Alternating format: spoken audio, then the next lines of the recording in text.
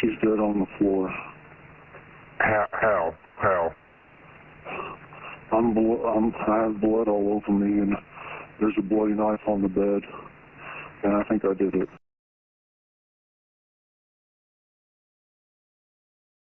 At around 1 a.m. on September 1st, 2017, a 911 dispatcher from Raleigh Police Department received a call from 28-year-old Matthew Phelps, who sounded a bit sedated. During the call, he claimed that he had accidentally stabbed his wife Lauren to death while he was dreaming. He then suddenly woke up and saw his wife lying in a pool of blood on the floor. I took more medicine than I should have. What medicine did you take? I took Corseed, cough and cold, because I know it can make you feel good, so a lot of times I can't sleep at night. Is she breathing at all? Is her chest moving? Is anything going on with her?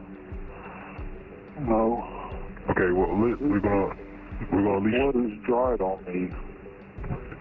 Is she dried? The blood's not wet on me. The blood is dry. Not long after this portion of the phone call, Matthew admits to why he's acting so strangely and presents a reason for the slaying. Raleigh police arrived at Matthew's Patuxent Drive home in Raleigh just seconds after the 7-minute call. Matthew's wife, 29-year-old Lauren, was lying motionless on the floor. A blood-soaked knife was on the bed, and the cough medicine was laid out on the bathroom counter, supporting his claim for taking cough medicine. Though Lauren exhibited no signs of life, paramedics still took her to the hospital where she was pronounced dead. Detectives were confused about whether it was a tragic accident or a planned murder, but they brought Matthew in for further questioning. The results of the autopsy performed on Lauren's corpse revealed gruesome details. Her body suffered 123 stab wounds. 44 of those were around her face, and the rest were on her head, neck, and arms.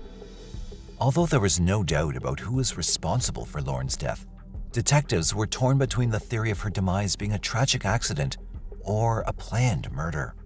Hundreds of pictures on their social media accounts represented the couple's contented life together. Matthew did not have any criminal record. From the outside, they were a happy-go-lucky couple who had it all. The cough syrup theory could not be immediately discounted. After all, cough syrups, when taken in a high dosage, can cause euphoria, delusions, and dissociative phenomena which often result in people acting strangely. In order to solve the mystery of this killing, investigators began to dive deep into the couple's history. Lauren Ashley Nicole Hugelmeyer was born on June 9, 1988 in Los Angeles County. In a tight-knit and religious family, Lauren had a picture-perfect childhood along with her two siblings, older sister Beth and younger sister Brianna. Lauren was known as an all-around happy person. She was known to be hardworking and studious. In 2007, Lauren graduated from Swain County High School in North Carolina. Afterward, she graduated college with a degree in Business Administration and Management in 2011 from Appalachian State University. After completing her studies, she worked as an auditor at Quintiles. She also started her own business selling Sensi products. I have a pre-order list I can sell 5 of these starting today. So today until the 31st, I have a special offer for 5 people. If you want in on one of these. She was very passionate about Sensi, and her Facebook page was filled with photos and videos about her side business, including trips she took with others who sell the Sensi products. Aside from that, Lauren was also an active member of Hope Lutheran Church and worked as a Sunday school teacher as part of her work with the church's children's and youth ministries. In her mid-20s, Lauren reconnected with one of her old classmates from middle school, Matthew Phelps. The two lost touch in high school since Matthew transferred and Lauren's family eventually moved to Raleigh, North Carolina. While Lauren grew up in a loving home, Matthew had not been so fortunate. Matthew did not have any close bonds with his family.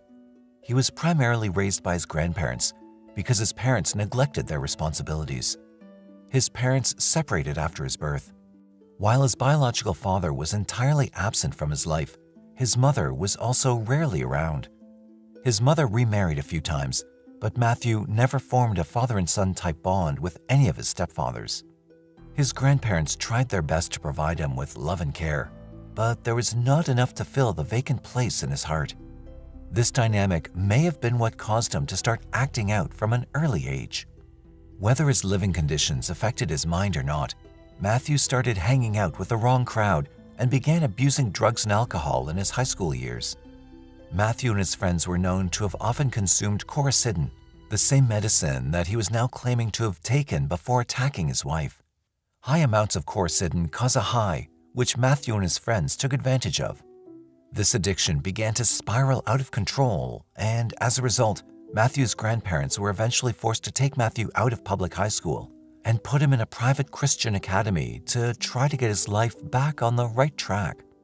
This worked well for Matthew. He started getting better grades in school and eventually graduated.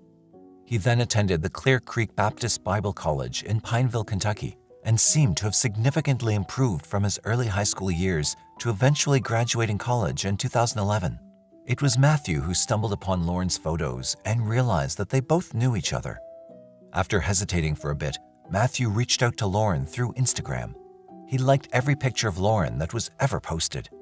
The two began catching up, and as such things often go, the texts soon transitioned to long, late-night phone calls. Before long, both Matthew and Lauren fell head over heels for each other.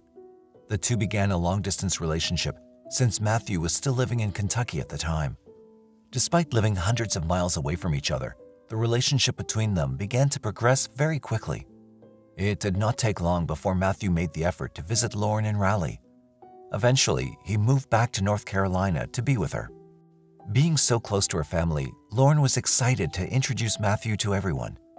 Most of her family welcomed Matthew with open arms, trusting Lauren's choices. They saw him as a kind and well-behaved man who genuinely cared for their daughter. Lauren's mother, Lori, thought him to be the perfect fit for her daughter. However, Lauren's father, Dale, was skeptical about the relationship. Perhaps it was just a father's protectiveness for his daughter, or maybe a gut feeling. But as far as Dale was concerned, Matthew was moving way too fast and possibly hiding secrets from Lauren. Yet he could not put his finger on what exactly it was about Matthew that gave him that uneasiness. He decided to set his feelings aside because his daughter seemed so happy. In time, Matthew became part of the family. Dale's suspicions were finally taking shape when Matthew dropped a bombshell at the dinner table during a visit to Lauren's parents' house for a game night. He confessed to having a failed marriage prior to dating Lauren, but refused to share any other details. This raised questions about his integrity and intention, as not only had he already been divorced at such a young age, but also he hid the fact for months into his new relationship. And more than words, it was his body language that looked sketchy to Lauren's family. Nevertheless, Lauren loved him with all her heart and didn't seem to mind any of his actions, so the family offered their support when they progressed to the next step in their relationship. The couple finally got engaged in 2015. The engagement party was remembered as one of a kind by her family and friends. Matthew's mother, whom the family described as problematic, did not really like Lauren. She even went to the point of purposefully wearing a white dress to the wedding to make her feelings known. However, the event went off without a hitch, and the couple tied the knot the following year. The pair incorporated the Star Wars theme in their wedding since they were both huge fans of the franchise. Both Lauren and Matthew seemed to be on top of the world as they started their new journey together. For Lauren, married life was a dream come true. She had her own house, a job that she put all of her efforts into, and a husband who always knew how to make her smile. However, the dream marriage soon began to transform into an ugly reality as Matthew began to show his true colors just a few months into their marriage. Matthew was having a hard time finding jobs, and when he did find a job, he'd soon leave the job with little to no explanation. In addition to that, he idly spent most of his time playing video games while Lauren had to work multiple jobs to run the household. According to Lauren's family, whom she often confided in, this put a strain on their finances. But that wasn't the only factor putting financial strain on Lauren.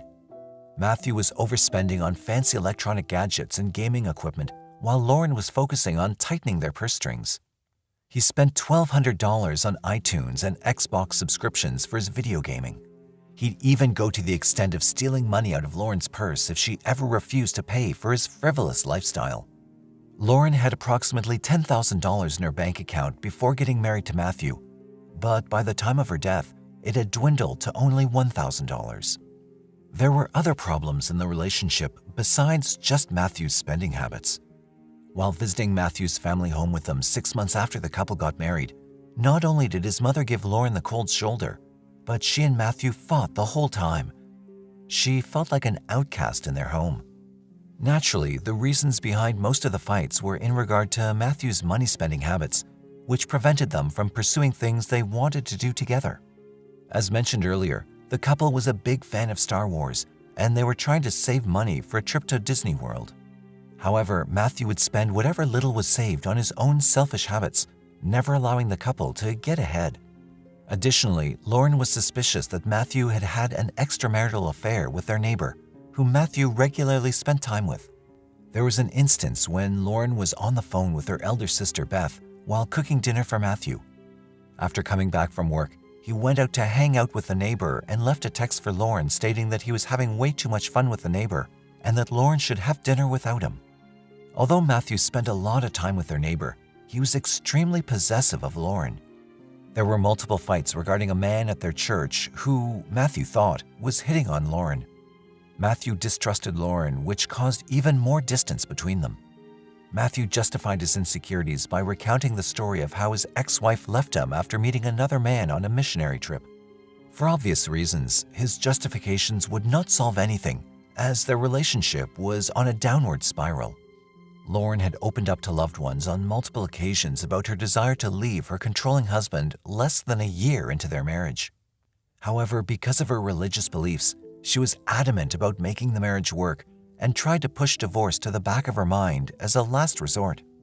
Despite all of their issues, Lauren still tried to present a perfect marriage to the outside world. On every platform of social media, she continued to post pictures and videos of themselves accompanied by sugary sweet captions expressing their love. Yet that was in stark contrast to what was actually happening behind closed doors.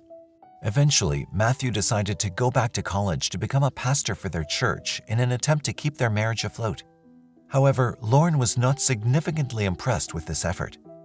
In fact, fed up with his inconsiderate and immature behavior, Lauren was finally on the verge of leaving Matthew, but she would never have the chance to follow through with that decision. Instead, she was brutally murdered by her husband in their marital bed. With all this history, it did not take long to put the puzzle pieces together. They all concurred that everything about the crime scene looked way too staged.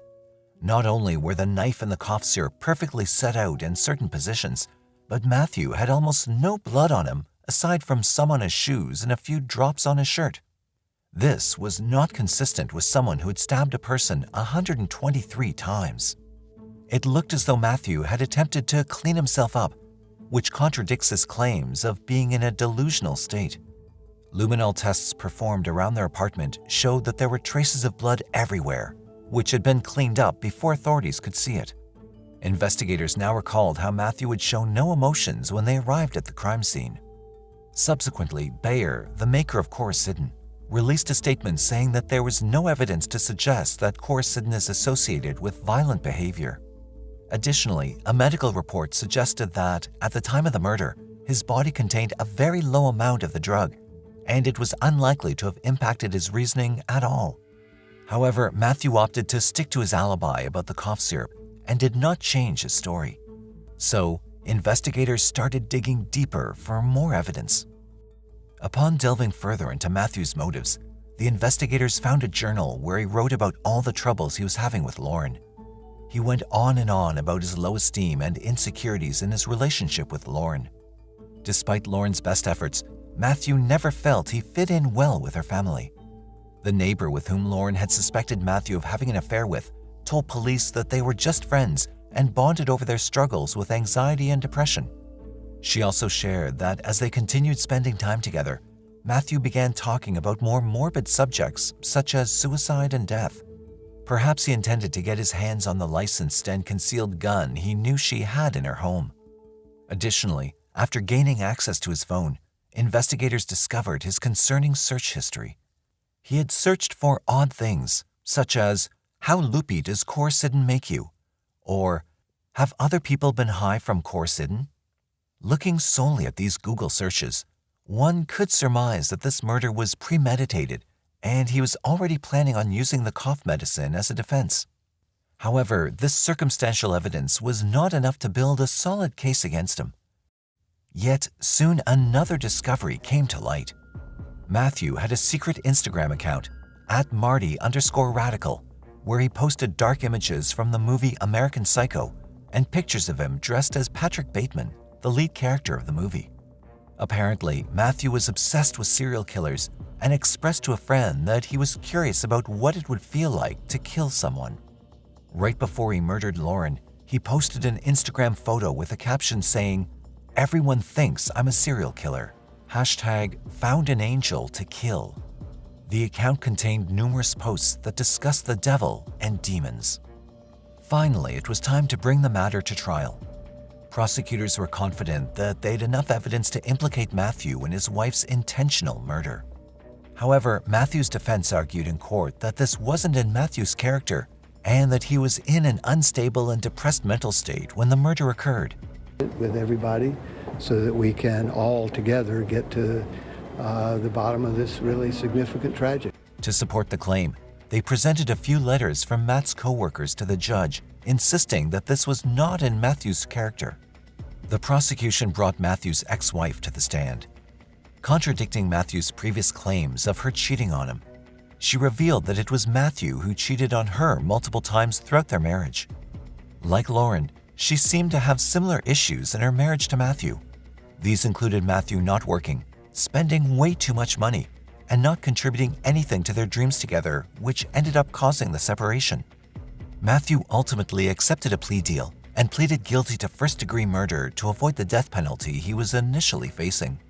You're pleading guilty to one offense. That's the offense of first-degree murder. It is a felony. It carries the maximum penalty of death or life without the possibility of parole. Do you understand that? Yes, sir. Do you personally plead guilty to the charge I just described? Yes, sir. And did you in fact murder your wife, Lauren Hugelmeyer Phelps, by stabbing her multiple times? Yes, sir. The matter finally came to a conclusion on October 5, 2018, when Matthew was sentenced to life in prison without the possibility of parole. After his sentencing, Matthew read an apology to Lauren's family. I'm sorry that I took away Lauren's life, a life that was deeply connected to so many people. However, his apology fell on deaf ears, as her family said that it meant nothing to them. Never.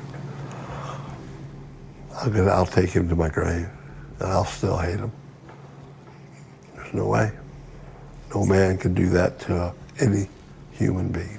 They stated that they could never forgive him for his thoughtless actions. They shared in a statement, "He was luring all of us into a trap by taking advantage of our kindness and generosity. We never once thought Lauren was in danger." To this day, Lauren's family feels a sense of blame for not intervening when they knew the relationship had taken a turn for the worse. To help others like their beloved Lauren, they've put together an organization called Lauren's Light, which raises awareness for abusive relationships and domestic violence. On June 8, 2012, the Vancouver Police Department in Canada received a desperate call from a 25-year-old Chinese exchange student, Yuan Ji Tang. The caller said that his mother, 47-year-old Lian Ji Guo, who was there visiting him, went missing just one day before she was supposed to return to her home country of China. She was particularly vulnerable because of her inability to speak or even understand English, her native tongue being Cantonese. Lianji and her husband Tang Juihe went to Vancouver, Canada 20 days prior to visit her son, Yuan Shi Tang, who was studying at Douglas College in Canada. They rented a B&B and made lots of plans for the three of them to spend time together as a family. Yuan was excited to show his parents around his new city. After a wonderful visit with their son, it was time for Tang Juihe and Lianji to go back home. They had a flight scheduled to China on the afternoon of June 7, 2012. According to Yuan's statement, on the morning of their flight, Yuan made his way to the rented apartment to pick up his parents to go to the airport, but his father was still sleeping. As there was still plenty of time, Yuan decided to let him sleep in and took his mother for breakfast at a restaurant.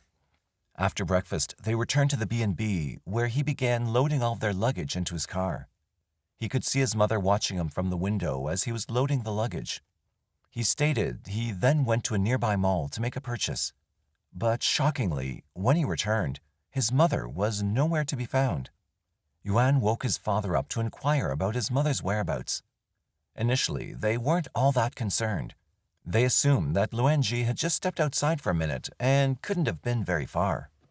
After unsuccessfully trying to reach her by phone, they waited for some time, expecting her to come back. After a few hours, when she did not show up, they went to look for her.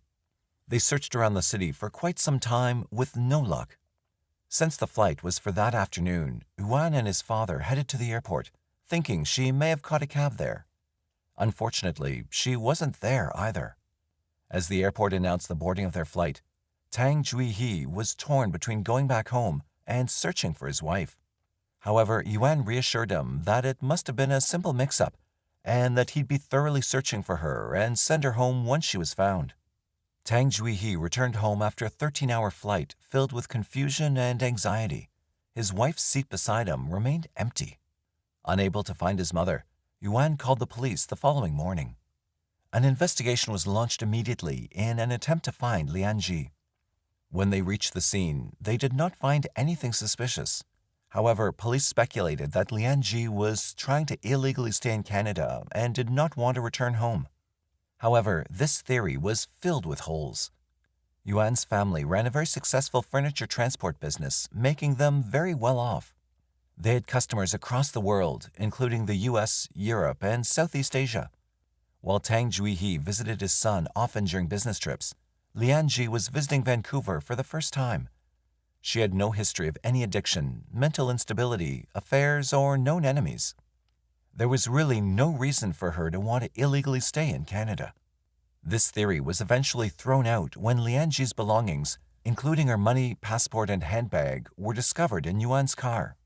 Fearing that she may have been abducted by someone, Yuan set out on a mission to find his mother. He handed out flyers with his mother's picture and details.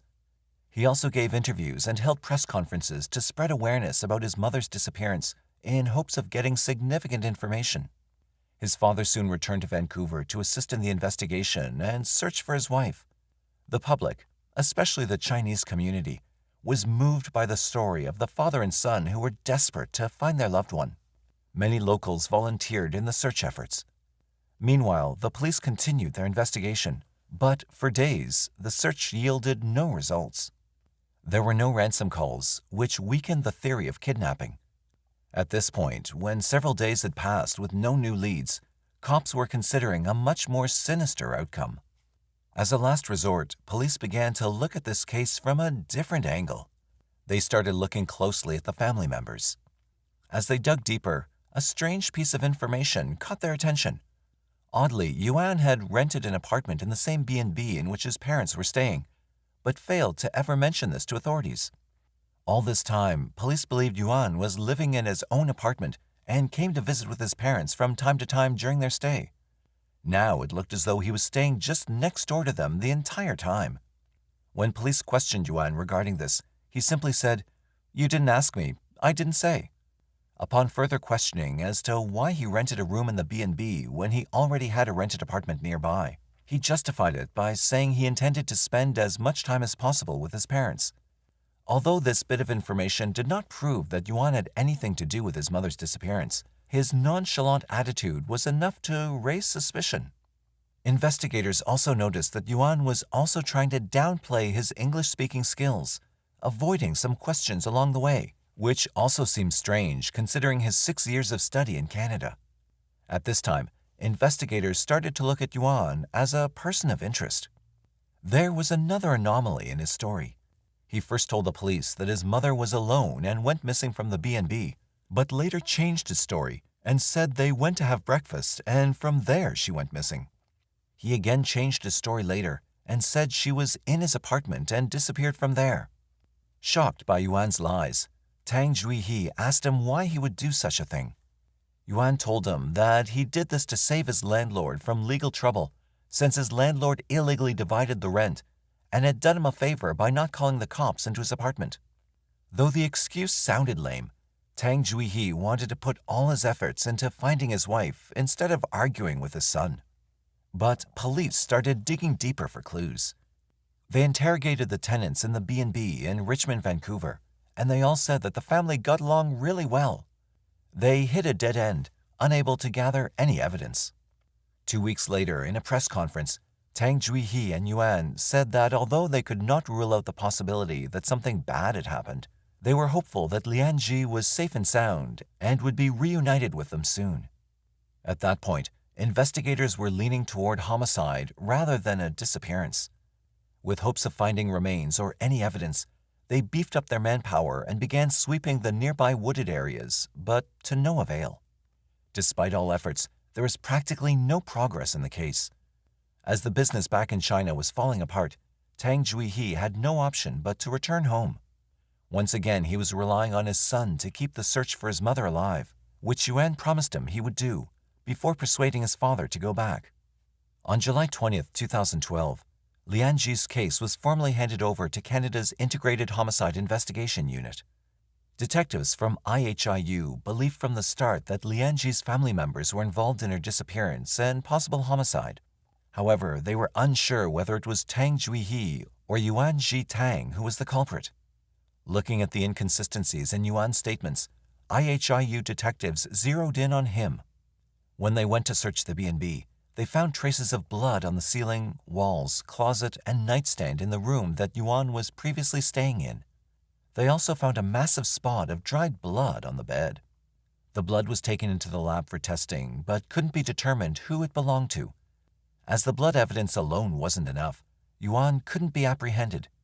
Detectives also wanted to search Yuan's apartment, but they did not have enough to get a search warrant, and Yuan refused to let them in without one.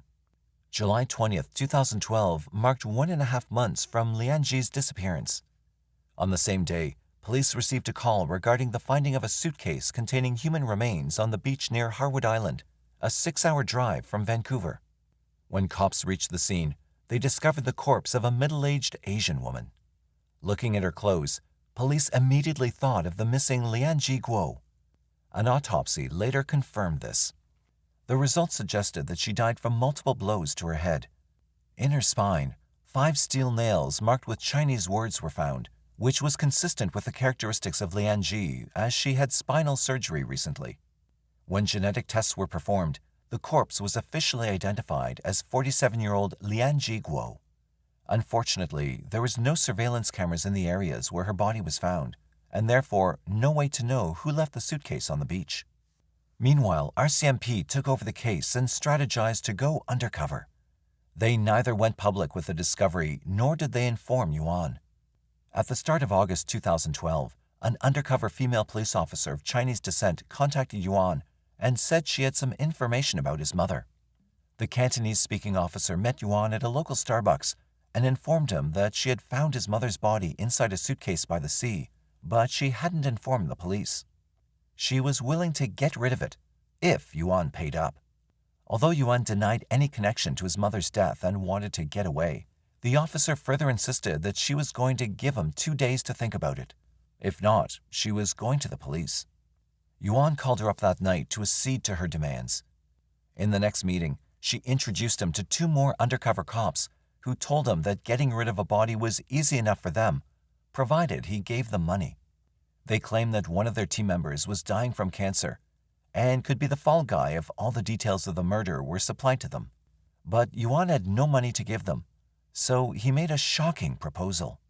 He said if they killed his father, he'd inherit everything, and then he could pay them. The undercover cops agreed to his plan as well, but demanded to know the details. Yuan fell for this well-planned trap and began to tell them the entire story. Yuan was the only son of the couple, Tang Juihe and Lian Ji Guo from Foshan. They ran a successful business with an annual turnover of 10 million yen. Lian Ji's strong character was an asset to the business.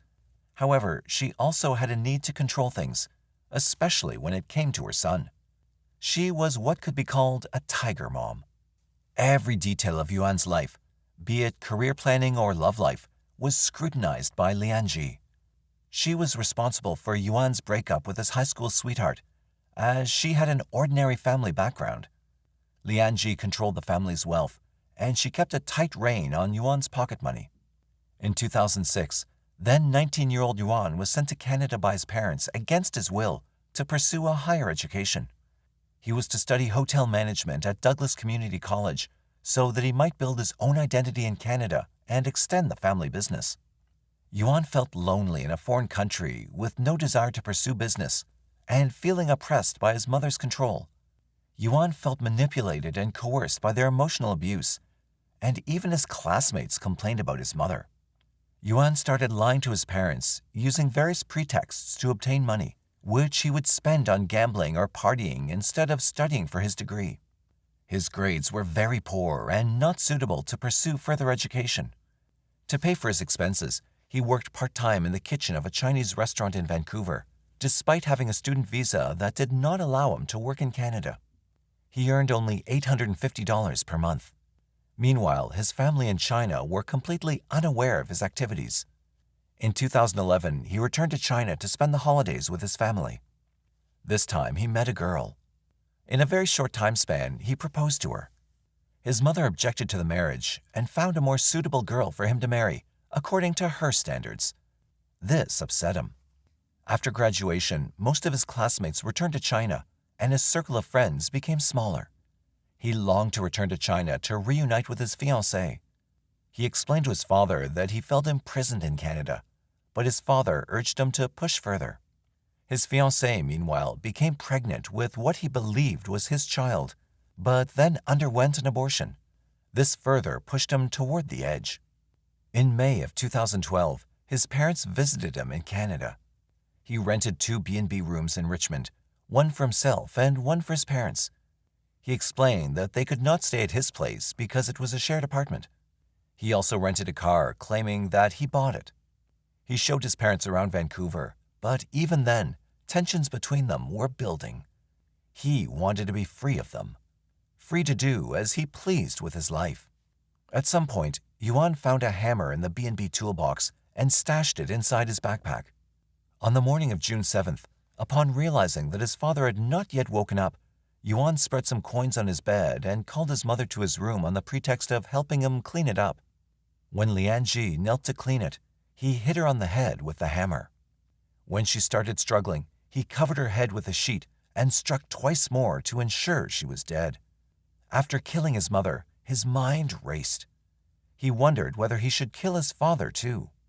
However, after a few minutes, he decided not to go through with it, fearing that suspicion could fall on him if the two of them disappeared at the same time. After convincing his father to return to China, Yuan returned to the B&B to clean up his mess.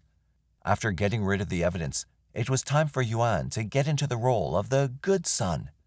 Yuan put up the facade of a concerned son and reported her missing. After he was done telling his story to the undercover officers, he reenacted the whole incident, not knowing his performance was being recorded. His secret was about to blow up in his face. At this point, investigators had more evidence than they could have ever expected. Yet they decided to take it slow and gather more evidence against Yuan to corroborate his story. It did not take long to track down the rented car with traces of blood inside. They also found evidence of burn stains and blood from the storage room of Yuan's apartment. On September 7, 2012, Yuan Zhitang was formally arrested for the murder of his mother, exactly 3 months after her disappearance. In addition to the murder charge, he faced additional charges of plotting to kill his father. Although he tried to deny everything, he eventually confessed once all the evidence was presented before him, including the video evidence he had unknowingly given undercover agents. Life turned upside down for Tang Juihe in the blink of an eye when the news broke in China about Yuan's arrest, which prompted his immediate return to Canada. He couldn't believe that his son was capable of murdering his own mother. Yuan, on the other hand, showed no remorse. He went on to say that he had no regrets about what he did. "She's been holding me back, not just controlling me a little. These are my parents and will control me for life. People are going to die. It doesn't matter if it's sooner or later. It was later discovered that Yuan had been planning to kill his parents for a long time. He waited for them to come to Canada because this country had no death penalty. He was also skeptical if Canadian police would be capable enough to solve a crime so twisted. As it turned out, he overestimated his intellect as much as he underestimated Canadian law enforcement. Shockingly, despite Yuan's horrific deeds and plotting, Tang Juihe stood by his son during the trial. He not only forgave him, but invested a lot of his fortune in Yuan's legal aid. His reasoning?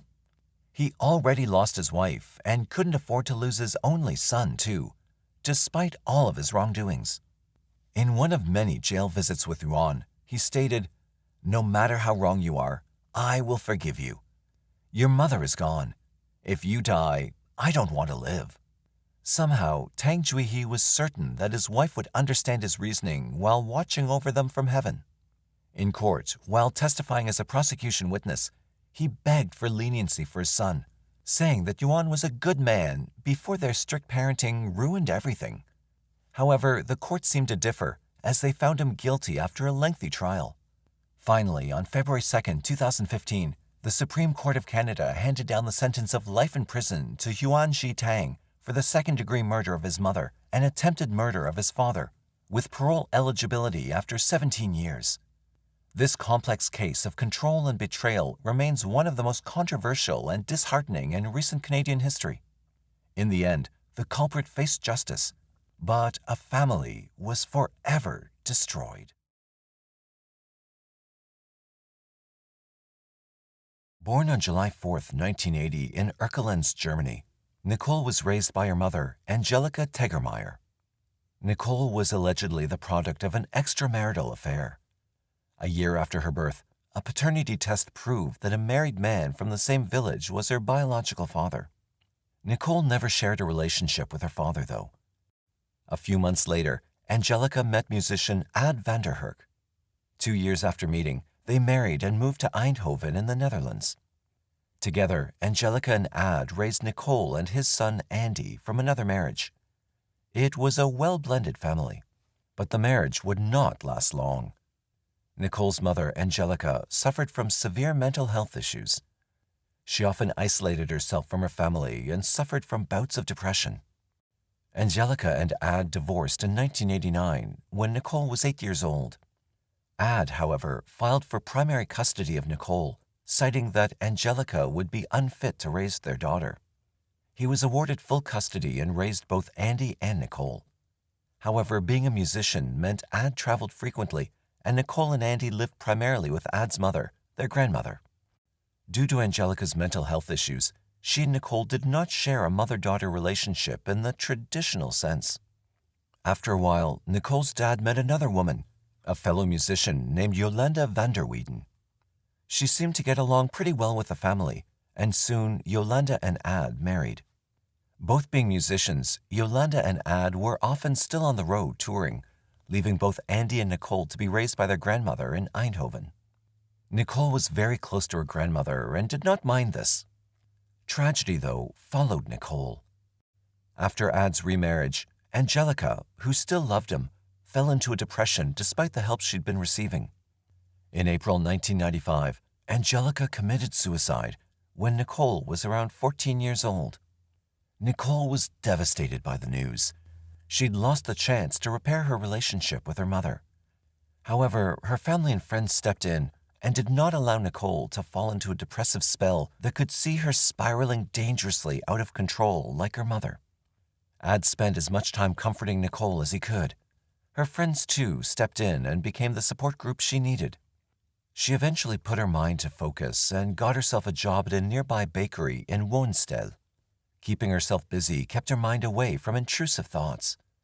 Her family and friends said she was overall a good person, trustworthy, and very responsible. It was these personality traits that raised the alarm. On October 6, 1995, Nicole left her grandmother's house at around 5 a.m. and cycled to work. This was her everyday route, and she never missed a shift without good reason. So when Nicole failed to show up for work, her manager and the bakery owner called the police to report her missing. Police then contacted her grandmother and father, but they too hadn't seen Nicole and said she had left for work as per the usual. Police launched an immediate search, canvassing the area and asking people if they'd seen Nicole or her bike in the immediate vicinity. Scouring the surrounding area, it wasn't until later that same evening that Nicole's bicycle was found along the bank of the Dommel River. Sadly, there was no trace of Nicole or her belongings. Looking into Nicole's background, investigators started to believe that Nicole, like other teenagers sometimes do, simply ran away from home. She did suffer a great loss and still had extended family in Germany. Her father, Ad, however, said that it was highly unlikely as she'd not shown any signs of rebelling or wanting to leave. The search continued, and on October 19, 1995, her backpack was found near the Eindhoven Canal. Investigators continued to receive numerous tips, totaling nearly 300 leads. Then, things changed on October 24, 1995, when a man called the police station claiming to know the identity of the person who killed Nicole. The call cut off abruptly before it could be traced and left investigators with more questions than answers. This flipped the course of the investigation on end. Police now continuously interviewed Nicole's friends and family, poring over all the evidence they had in order to catch a break in the case.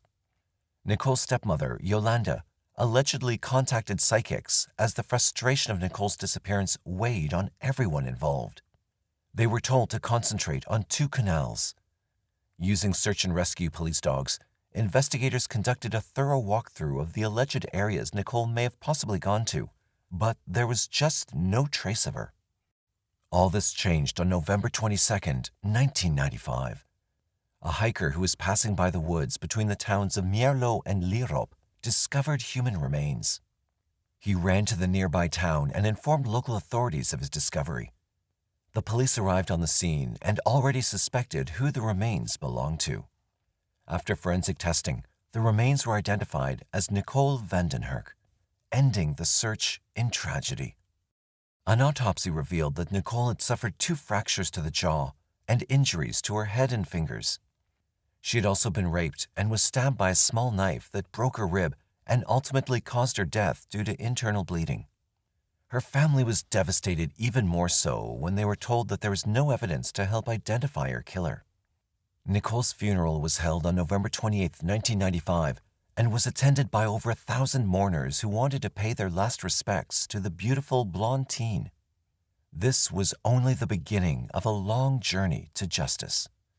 Her boyfriend at the time was interviewed, but being a minor, his name and photo had not been released, and he was cleared after no evidence could be found linking him to her murder. Police also tried another angle by broadcasting the phone call made by the anonymous man on national television in January 1996, hoping someone would recognize the voice and come forward. Unfortunately, though, this tactic did not bear any fruit. The case was getting cold fast until police discovered yet another lead. A friend of the Vandenherk family, Celine Hartogs, was arrested and detained in Miami in February 1996 for drug trafficking. During her questioning, she told police that the men she had been working for allegedly murdered Nicole. She further claimed that because of her knowledge of the crime, she was forced to be a drug mule in order to save her own life.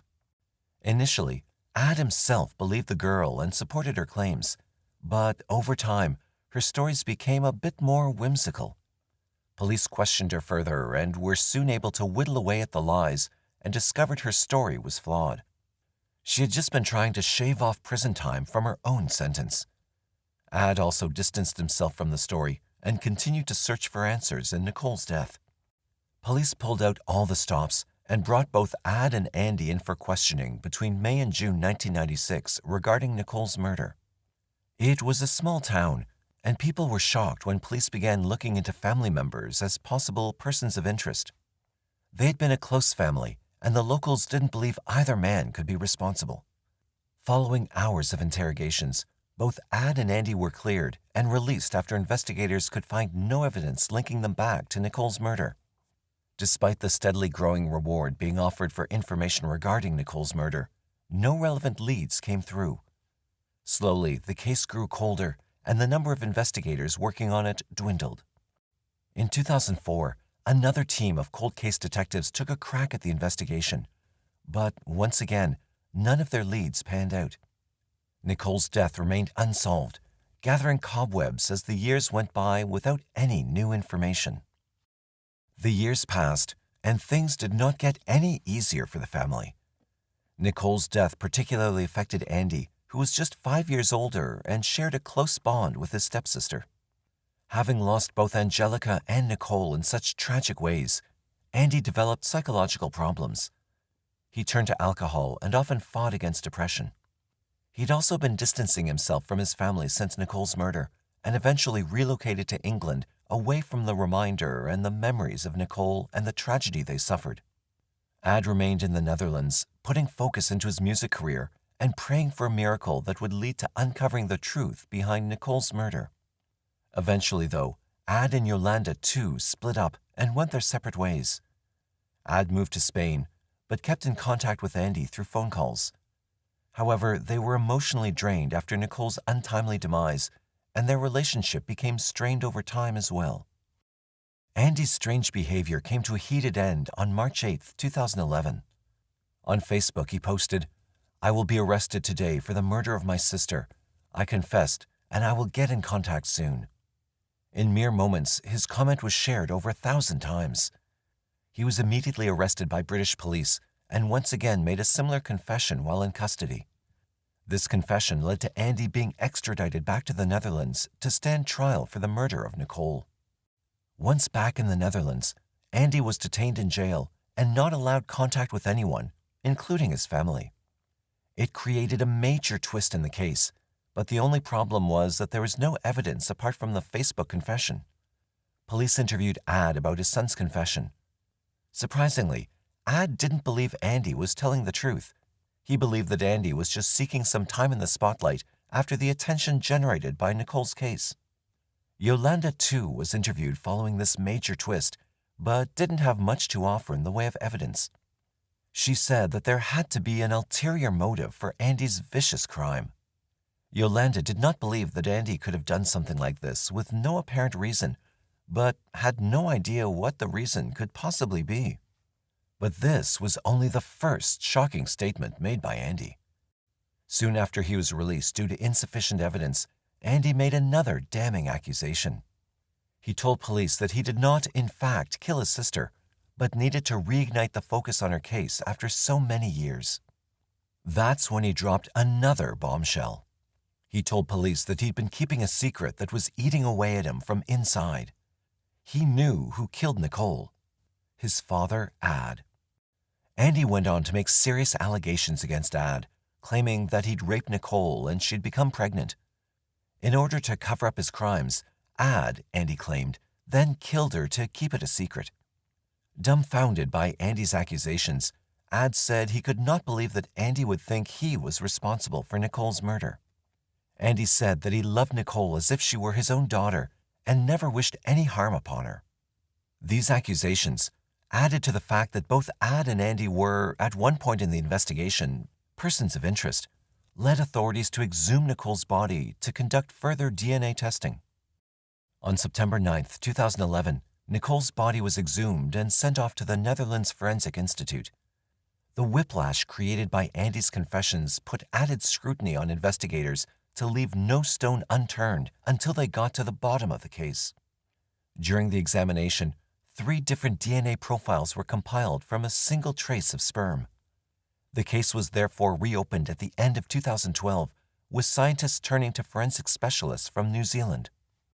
With the help of the Institute of Environmental Science and Research Facility, ESR, based in Auckland, New Zealand, scientists were able to separate and test the different DNA samples found on Nicole's body.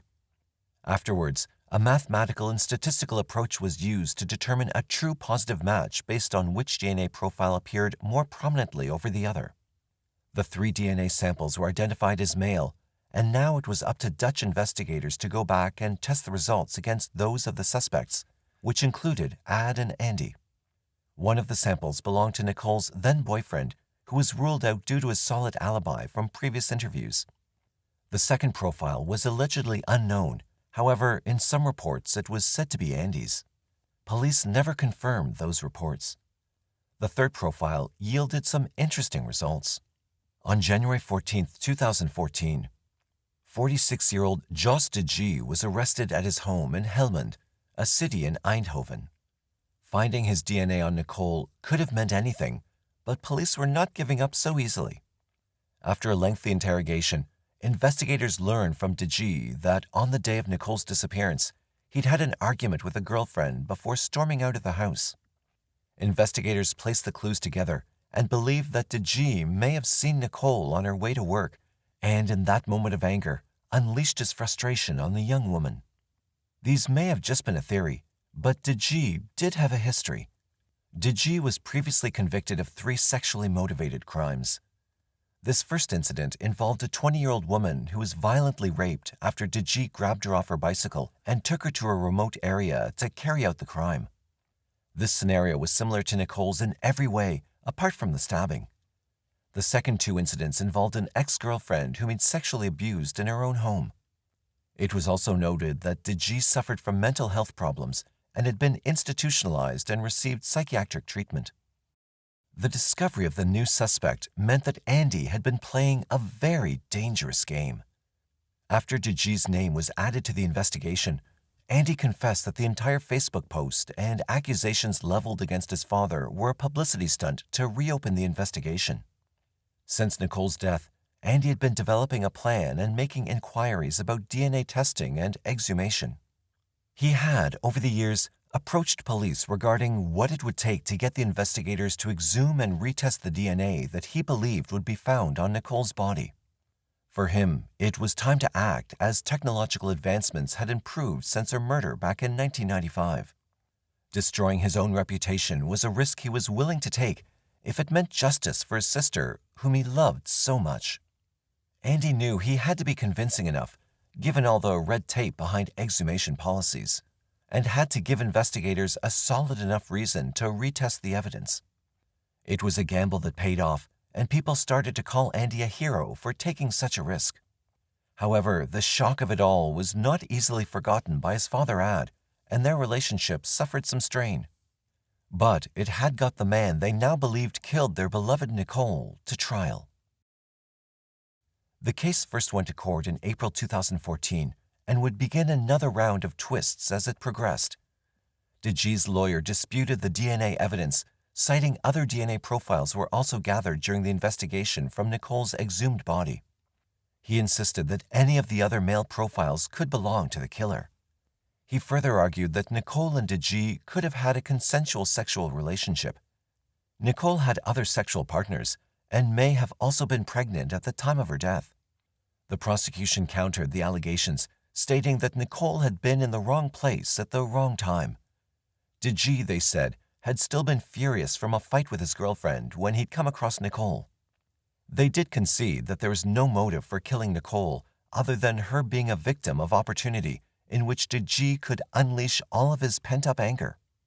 The defense stuck to their claims of the other DNA profiles belonging to the real killer. De G's trial for the manslaughter and rape charges began in November 2, 2015. The prosecution brought forward 2 witnesses who claimed de G confessed to killing the girl. However, de G's defense team argued that the witnesses had been institutionalized along with de G at the time and were just confessing in order to cash in on the €15,000 reward that was being offered for more information. The defense further argued that DNA was poorly stored and pushed for samples to be reanalyzed. The court conceded, despite the prosecution arguing it was a delay tactic. The tests were carried out once again by a new forensics team.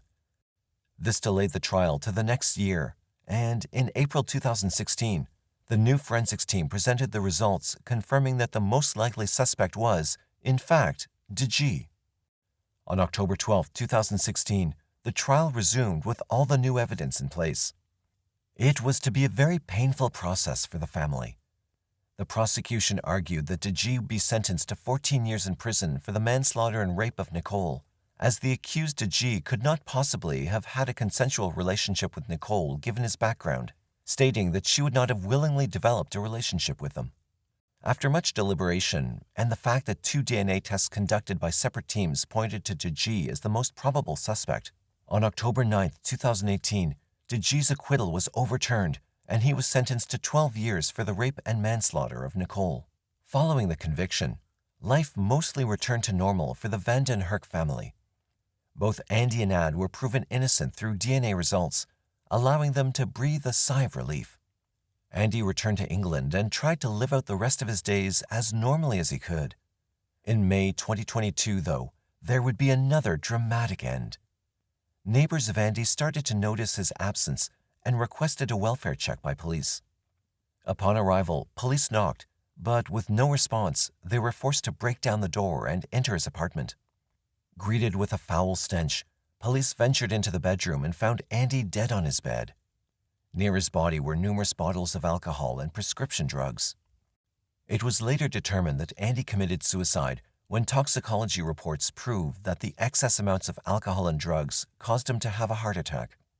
Investigators determined that, given the stress of Nicole's murder and the subsequent search for justice, Andy could not handle the reality of it all. They believe he eventually succumbed to his depression, given his history of mental health struggles. And this marked the end of Andy Van den Herk's tragic, yet unusually heroic tale. A man many say loved his sister beyond measure, so much so that he risked his own reputation and freedom to solve the mystery of her murder. Not only did he help solve Nicole's murder, but he also helped investigators remove a dangerous criminal from society.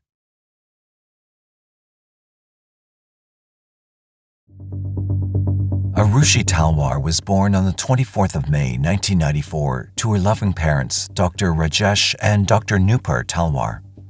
Both parents were dentists who practiced at a clinic they shared with another dentist couple, as well as the Fortis Hospital, where Rajesh was the head of the dental department. Additionally, Dr. Rajesh also taught at the ITS College of Dentistry. All those who knew Arushi described her as a kind, pretty girl who had many friends and was always happy and carefree. She was known to be a huge fan of the Bollywood star Shah Rukh Khan. When she saw him in a commercial, she would say to her friends, "I wish I could jump into the TV and marry him right now." She was shy, but she did have one secret desire that she confided in friends. "I want to become famous." She was a student at the Delhi Public School and was well loved by her friends in school who had nothing bad to say about her. At home too, as the only child of the dentist couple, she was doted on by her parents. The Talwars seemed to be the perfect representation of a happy, loving family. Living along with them in their apartment in Sector 25 of Noida was Yam Prasad Banjadi, better known as Hemraj, who was the live-in domestic help and cook for the Talwars. He was not Indian, but came from Nepal and belonged to the Darapani village in the Argakanchi district. Everything seemed to be perfect in the life of Arushi and the Talwars. She was happy, doing well in school, and had many friends who loved her. Her parents' business was successful and the family was fairly well off. It all seemed too good to be true. And it turns out, it was. On the night of May 15, 2008, less than 10 days before Arushi's 14th birthday, a heart-wrenching tragedy struck the Talwar household, and it would never be the same again. A 14-year-old girl, Arushi Talwar, was murdered in the home of her parents, her throat slit. May 15, 2008 was a normal day in the Talwar household by all accounts. Rajesh taught at the ITS Dental College from 8:45 a.m. to 3:30 p.m. before treating patients at his clinic till 8:30 p.m. Nupur treated patients at the clinic from 9 a.m. to 1 p.m. and then picked Arushi up from school at 1:30 p.m. and returned home to their apartment with her. They then were joined for lunch by Nupur's sister-in-law, Vandana, the wife of Rajesh's brother, Dinesh. Nupur and Vandana left after lunch, while Arushi remained at home. Nupur worked at Fortis Hospital from 4:30 to 7 p.m. before returning to the apartment around 7:30 p.m. Rajesh arrived home soon after, around 9:30 p.m., and was dropped off by his driver, Umesh Sharma. When Umesh came to the apartment at 9:40 p.m. after parking the car nearby to hand over Rajesh's bag and the keys of the car to Hemraj, he saw Nupur and Arushi at the dining table and Rajesh coming out of his room. He was the last person outside the home to see Arushi alive. After eating dinner, which Hemraj had prepared for the family, the Talwars stated that they went to Arushi's room, where they gave her Sony DSC W130 digital camera as an early birthday present. And the courier had come in the morning. We ordered a camera for her. Rajesh said, no, let's give it to her on the 24th. And I said, de dete hain. It's her birthday party, 3 days, she can take pictures.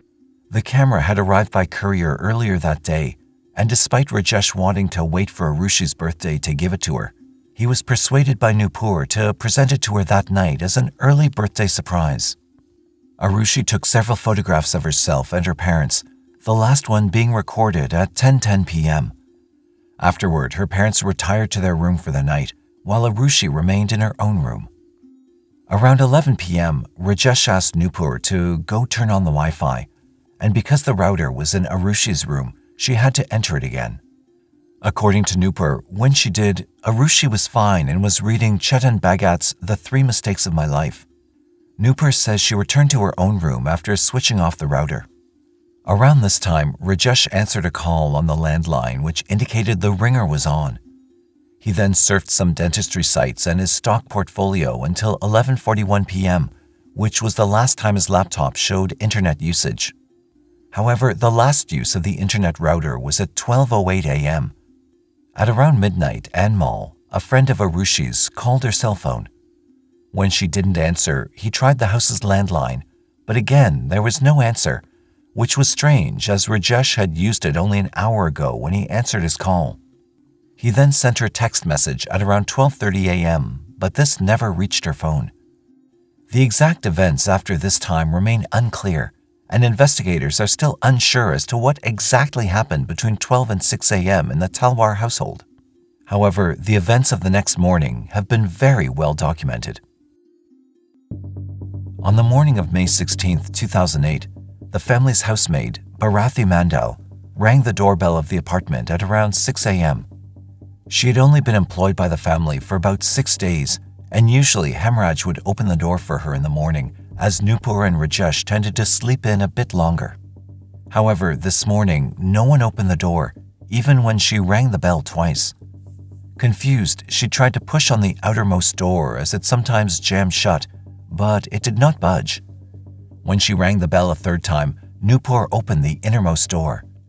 She then told Bharathi that the middle grille door was locked from the outside and explained that Hemraj had probably locked it from the outside when he went to purchase milk for the morning. She initially asked Bharathi to wait outside until Hemraj returned, but Bharathi did not want to wait, so she said she'd go downstairs so Nupur could throw her the keys for the gate from the balcony. Nupur then called Hemraj's phone to see where he was, but the call was cut off. When she tried to call him again, his phone appeared to be switched off. In this time, Bharathi had gone downstairs, and Nupur called out for her to check if the door was only latched, not locked. But Bharathi insisted she throw down the keys anyways, so she'd not have to take the stairs again, and Nupur did so. While this was happening, Rajesh too had awoken and left the bedroom. When he entered the living room, he saw a nearly empty whiskey bottle on the dining room table with bloodstains on it, which worried him. He asked Nupur who had left the bottle there, and when she did not know, in a state of panic, he asked her to check Arushi's room. The door of Arushi's room was self-locking and could only be opened from the outside with a key when shut. But that morning, the door was left slightly ajar and unlocked. When they entered, what they saw left them shocked to their cores.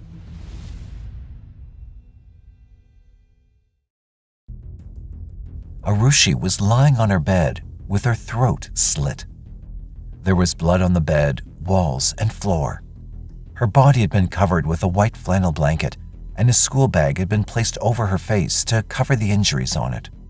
Rajesh started screaming in panic, while Nupur remained quiet, in stunned silence out of the pure shock at what she was seeing.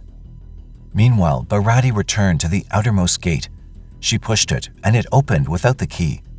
She found that the middle door was latched, but not locked. She opened the latch and walked in. On entering the apartment, she saw that both Rajesh and Nupur were in tears. Rajesh loudly accused the missing Hemraj in front of her, exclaiming, "See what Hemraj has done." She was then shown Arushi's body and room by Nupur, but did not enter it. Unsure of what to do and how to console the grieving parents, she rushed out of the house and informed the neighbors as to what had happened. The Talwars, too, called their family and friends to tell them of the tragedy that had befallen them. In all of this, the police were not informed until Punish Ray Tandon, a neighbor who lived one floor below the Talwars, asked the apartment security guard, Virendra Singh, to inform the police. The UP State Police arrived at the house by 6:50 a.m. on the morning of May 16th, but by the time they'd arrived, the crime scene was in absolute chaos. Neighbors, close friends, and relatives had all arrived, having been called by the Talwars who told them of the murder. Over 20 people were present in the living area and the Talwars' bedroom.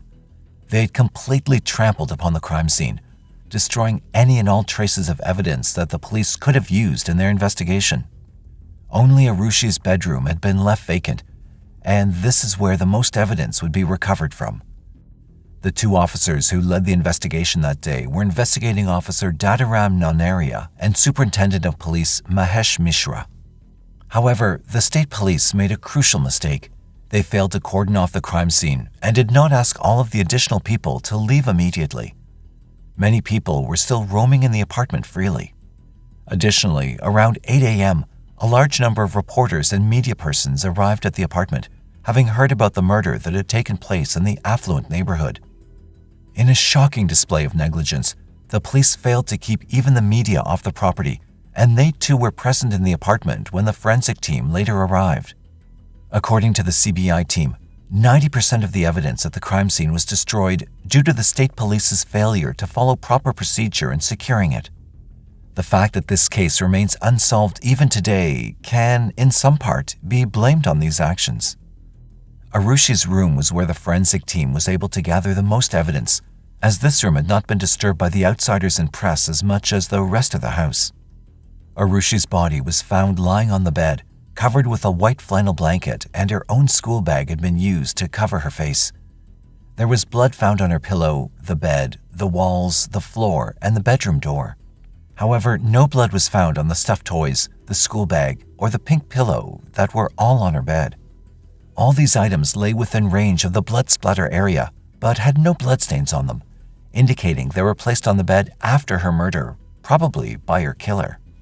Her bed sheet was laid out smoothly, showing no signs of struggle. A circular watermark was found below her pelvic area on the sheet, but her visibly untied pajamas did not have any such wet patch. This indicates that the pajamas were likely pulled up after her body was wiped clean. As the forensics team scoured the house for any possible evidence, the police collected statements from the parents as well as some of the other individuals present in the house. In his statement, Rajesh adamantly blamed Hemraj for the murder. He even went so far as to tell the police to stop wasting time in the apartment and offered them 25,000 rupees to rush to Hemraj's native village in Nepal. From his statement, and due to Hemraj being missing, the police believe that it was an open and shut case, as a senior officer at the team told the Talwars. Their theory at the time was that he'd consumed the whiskey from the bottle on the table and then, in a drunken state, had tried to enter Arushi's room to assault her. When she resisted, he hit her with the blunt edge of his kukri, a traditional Nepali knife, before cutting her throat and escaping. The police announced a 20,000 rupee reward for anyone with useful information that could lead to Hemraj's capture. At around 8:30 a.m., Arushi's body was taken for an autopsy to see if any other evidence could be found. A part of Arushi's bloodstained mattress was cut out and sent to the forensics lab, along with her pillow, bedsheet, and clothes. Vikas Sethi, a pharmacist who worked with the Talwars, later stated that he, along with 3 other individuals, had wanted to dump the remaining part of the mattress on the terrace, but found it locked. When they asked Rajesh for the key to the terrace, he disappeared for a long time and then later told them he could not find the key. As they did not want to break down the door, the men threw the mattress on the neighboring terrace. Arushi's body returned home at 1 p.m. on May 16th. The body was brought home and laid on ice slabs in the living room. It was taken for cremation at 4 p.m. on the same day after the police confirmed that the body was not needed for any further examination. According to the Talwars, who were later accused of being in a hurry to cremate the body, it was decomposing fast, and the family elders were pushing for cremation. The police later also said that the Talwar staff were very hasty in cleaning Arushi's room. In the Talwar's defense, their pharmacist, Vika Sethi, told the court that he had received permission to clean the house from the police personnel and a lady constable present at the crime scene. According to the CBI, when the post-mortem report was being written, between 3 p.m. and 6 p.m. on May 16th, a series of telephone conversations took place between Dinesh Talwar, Dr. Sushil Chowdhury, Dinesh's friend and the chairman of the Eye Care Eye Hospital, and K.K. Gautam, retired Deputy Superintendent of Police. K.K. Gautam, while deposing at the CBI court later in 2012, stated that Chowdhury had requested that he get any references to a sexual assault removed from the post-mortem report, but he refused to oblige. At the end of the day on May 16th, the police were sure that Hemraj was the murderer and believed that if they found him, they would have their man. They therefore neglected to look deeper into certain matters that they should have examined more closely. The next day, on May 17th, the Talwars left for Haridwar to immerse Arushi's ashes in the Ganges River as per the Hindu custom. While they were gone, visitors continued to pour into their household, which was being managed by Dinesh, to offer their condolences. One of these visitors was retired police officer K.K. Gautam, who had been asked by one of the couple's friends to come to the house. When he arrived at the house, Gautam examined the rooms of Arushi and Hemraj. He was then shown the bloodstains on the terrace door handle by Dinesh. Dinesh asked him if he could get the terrace door unlocked. Gautam then called SP, Superintendent of Police, Mahesh Mishra, who was in charge of the investigation, and told him that the lock needed to be broken. Mishra promised that he'd pay a visit to the crime scene himself, and in the meantime, sent the station officer, Dadaram Nonaria, to the apartment. The key to the terrace was still missing. In the end, Dadaram Nonaria broke the lock, and the group went onto the terrace for the first time since the murder. The first thing they saw were the bloody track marks, as if a body had been dragged across the terrace. Then, to their horror, they saw a body lying in a pool of blood. It had been there for so long that it was no longer recognizable in its advanced stage of decomposition. They also found a smudged bloody handprint on the wall of the terrace and a bloody footprint from a size 8 or 9 shoe. A double bed cover had been draped across the iron grille that separated the Talwar's terrace from the neighboring terrace, where Arushi's mattress had been dumped the previous day. Dinesh Talwar couldn't identify the body, so he called Rajesh and Nupur, who were on their way to Haridwar, and asked them to come home. When the couple returned to the home, Nupur didn't enter the house. Instead, she sat in the car with Arushi's ashes, as she considered it inauspicious to take the ashes inside. Rajesh was the one who went upstairs to identify the body. He told the police that he couldn't be sure that the body was that of Hemraj due to the injuries and the decomposition. Rajesh and Nupur then resumed their journey to Haridwar to immerse their daughter's ashes. Later, a friend of Hemraj identified the body as his.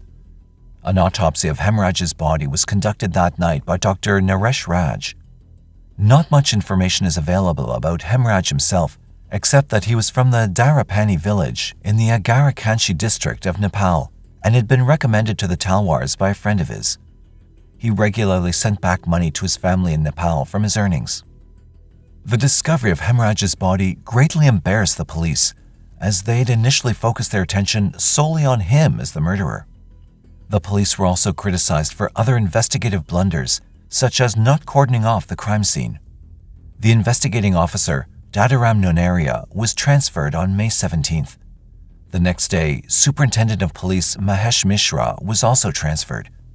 After this, the angle of the investigation drastically changed. The autopsies conducted on both Arushi and Hemraj presented police with new evidence which they could use to form theories as a part of their investigations. The autopsy on Arushi found that the cause of death for her was not the slitting of the throat, but rather the blow to her head by a blunt object that had killed her before her throat was cut. The blunt injury was on Arushi's forehead above the left eye. The blow caused a deep cut, around 1.5 inches by 1 inch, and a blood clot about 3 inches by 3/4 of an inch in her brain. The incision on Arushi's neck measured 5.5 inches by 2.25 inches.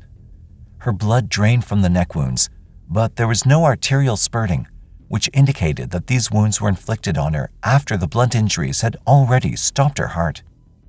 The 2008 postmortem report of Arushi was written by Dr. Sunil Daur. In it, he said that Arushi's genital area had nothing abnormal detected, thus sexual assault was ruled out as a possibility. But at the same time, he also noted the presence of a whitish discharge at her vagina. The sample was sent for examination at the local district hospital, which reported an absence of semen. However, when this vaginal swab sample was sent to CBI's forensic labs, it was suspected to have been tampered with.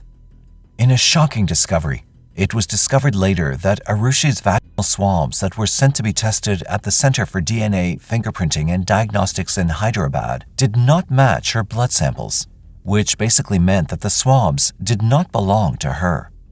The CBI conducted a raid on the Noida District Hospital, only to find that Arushi's original medical file, her pathology reports, and autopsy findings were all missing, thus ensuring that vital clues that could have led to the murderer, or murderers, were lost forever. The CBI could not establish whether the sample was switched in the hospital or at the police station.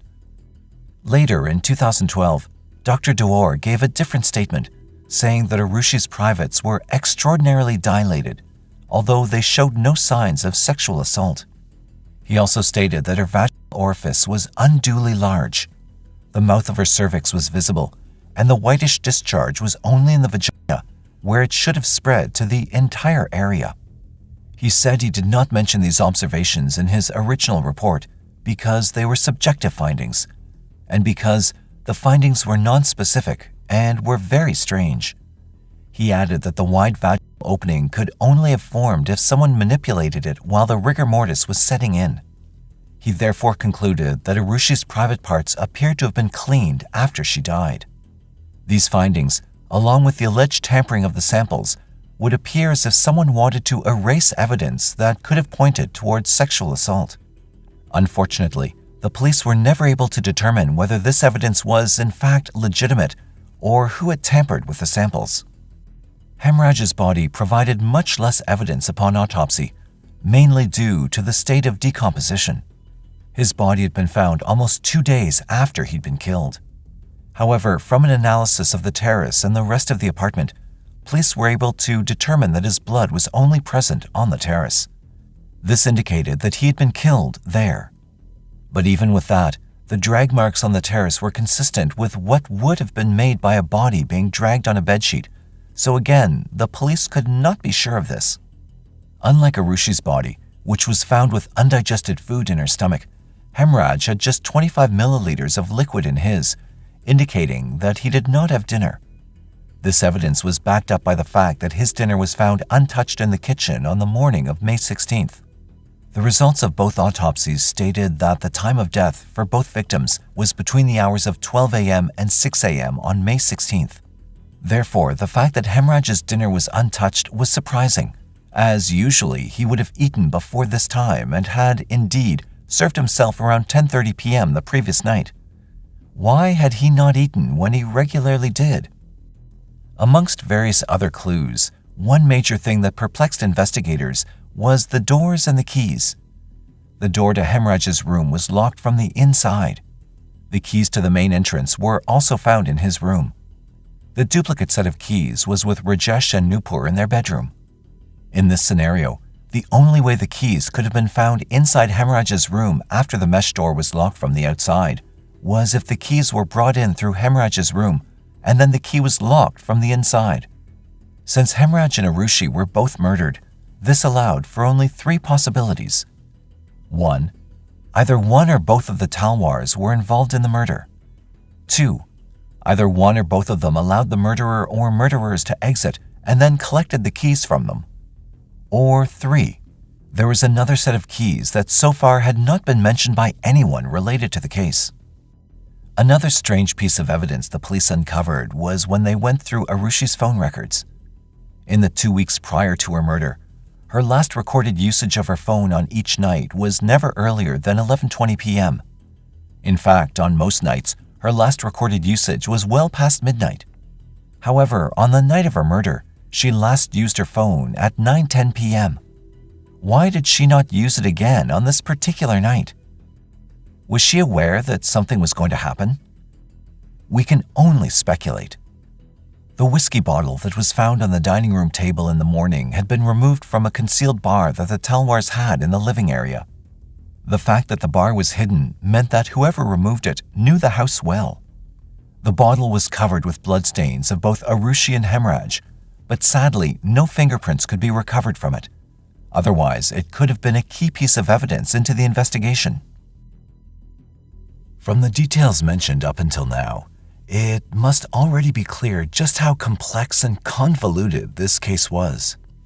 Beginning with a lack of uncontaminated evidence, to the tampering of what little was available, the authorities investigating had an uphill battle from the very beginning. Add to that the fact that the case received widespread media coverage. The press were ruthless in bringing up accusations against everyone involved, even the deceased. The case quickly spun out of control. Over the next few years, the case would be investigated by multiple teams from different agencies, but none would be able to come up with a clear conclusion as to who had done this. In the first few days after Hemraj's body was discovered, police suspected the Talwars' former domestic help, Vishnu Sharma, was behind the murders. He was replaced by Hemraj, who he himself had recommended to the Talwars.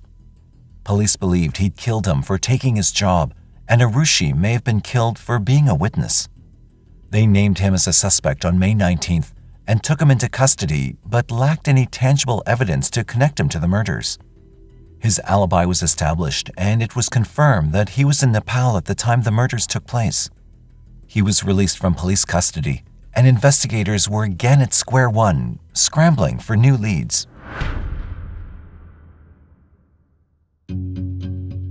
On May 21st, Delhi police joined the UP police in the investigation.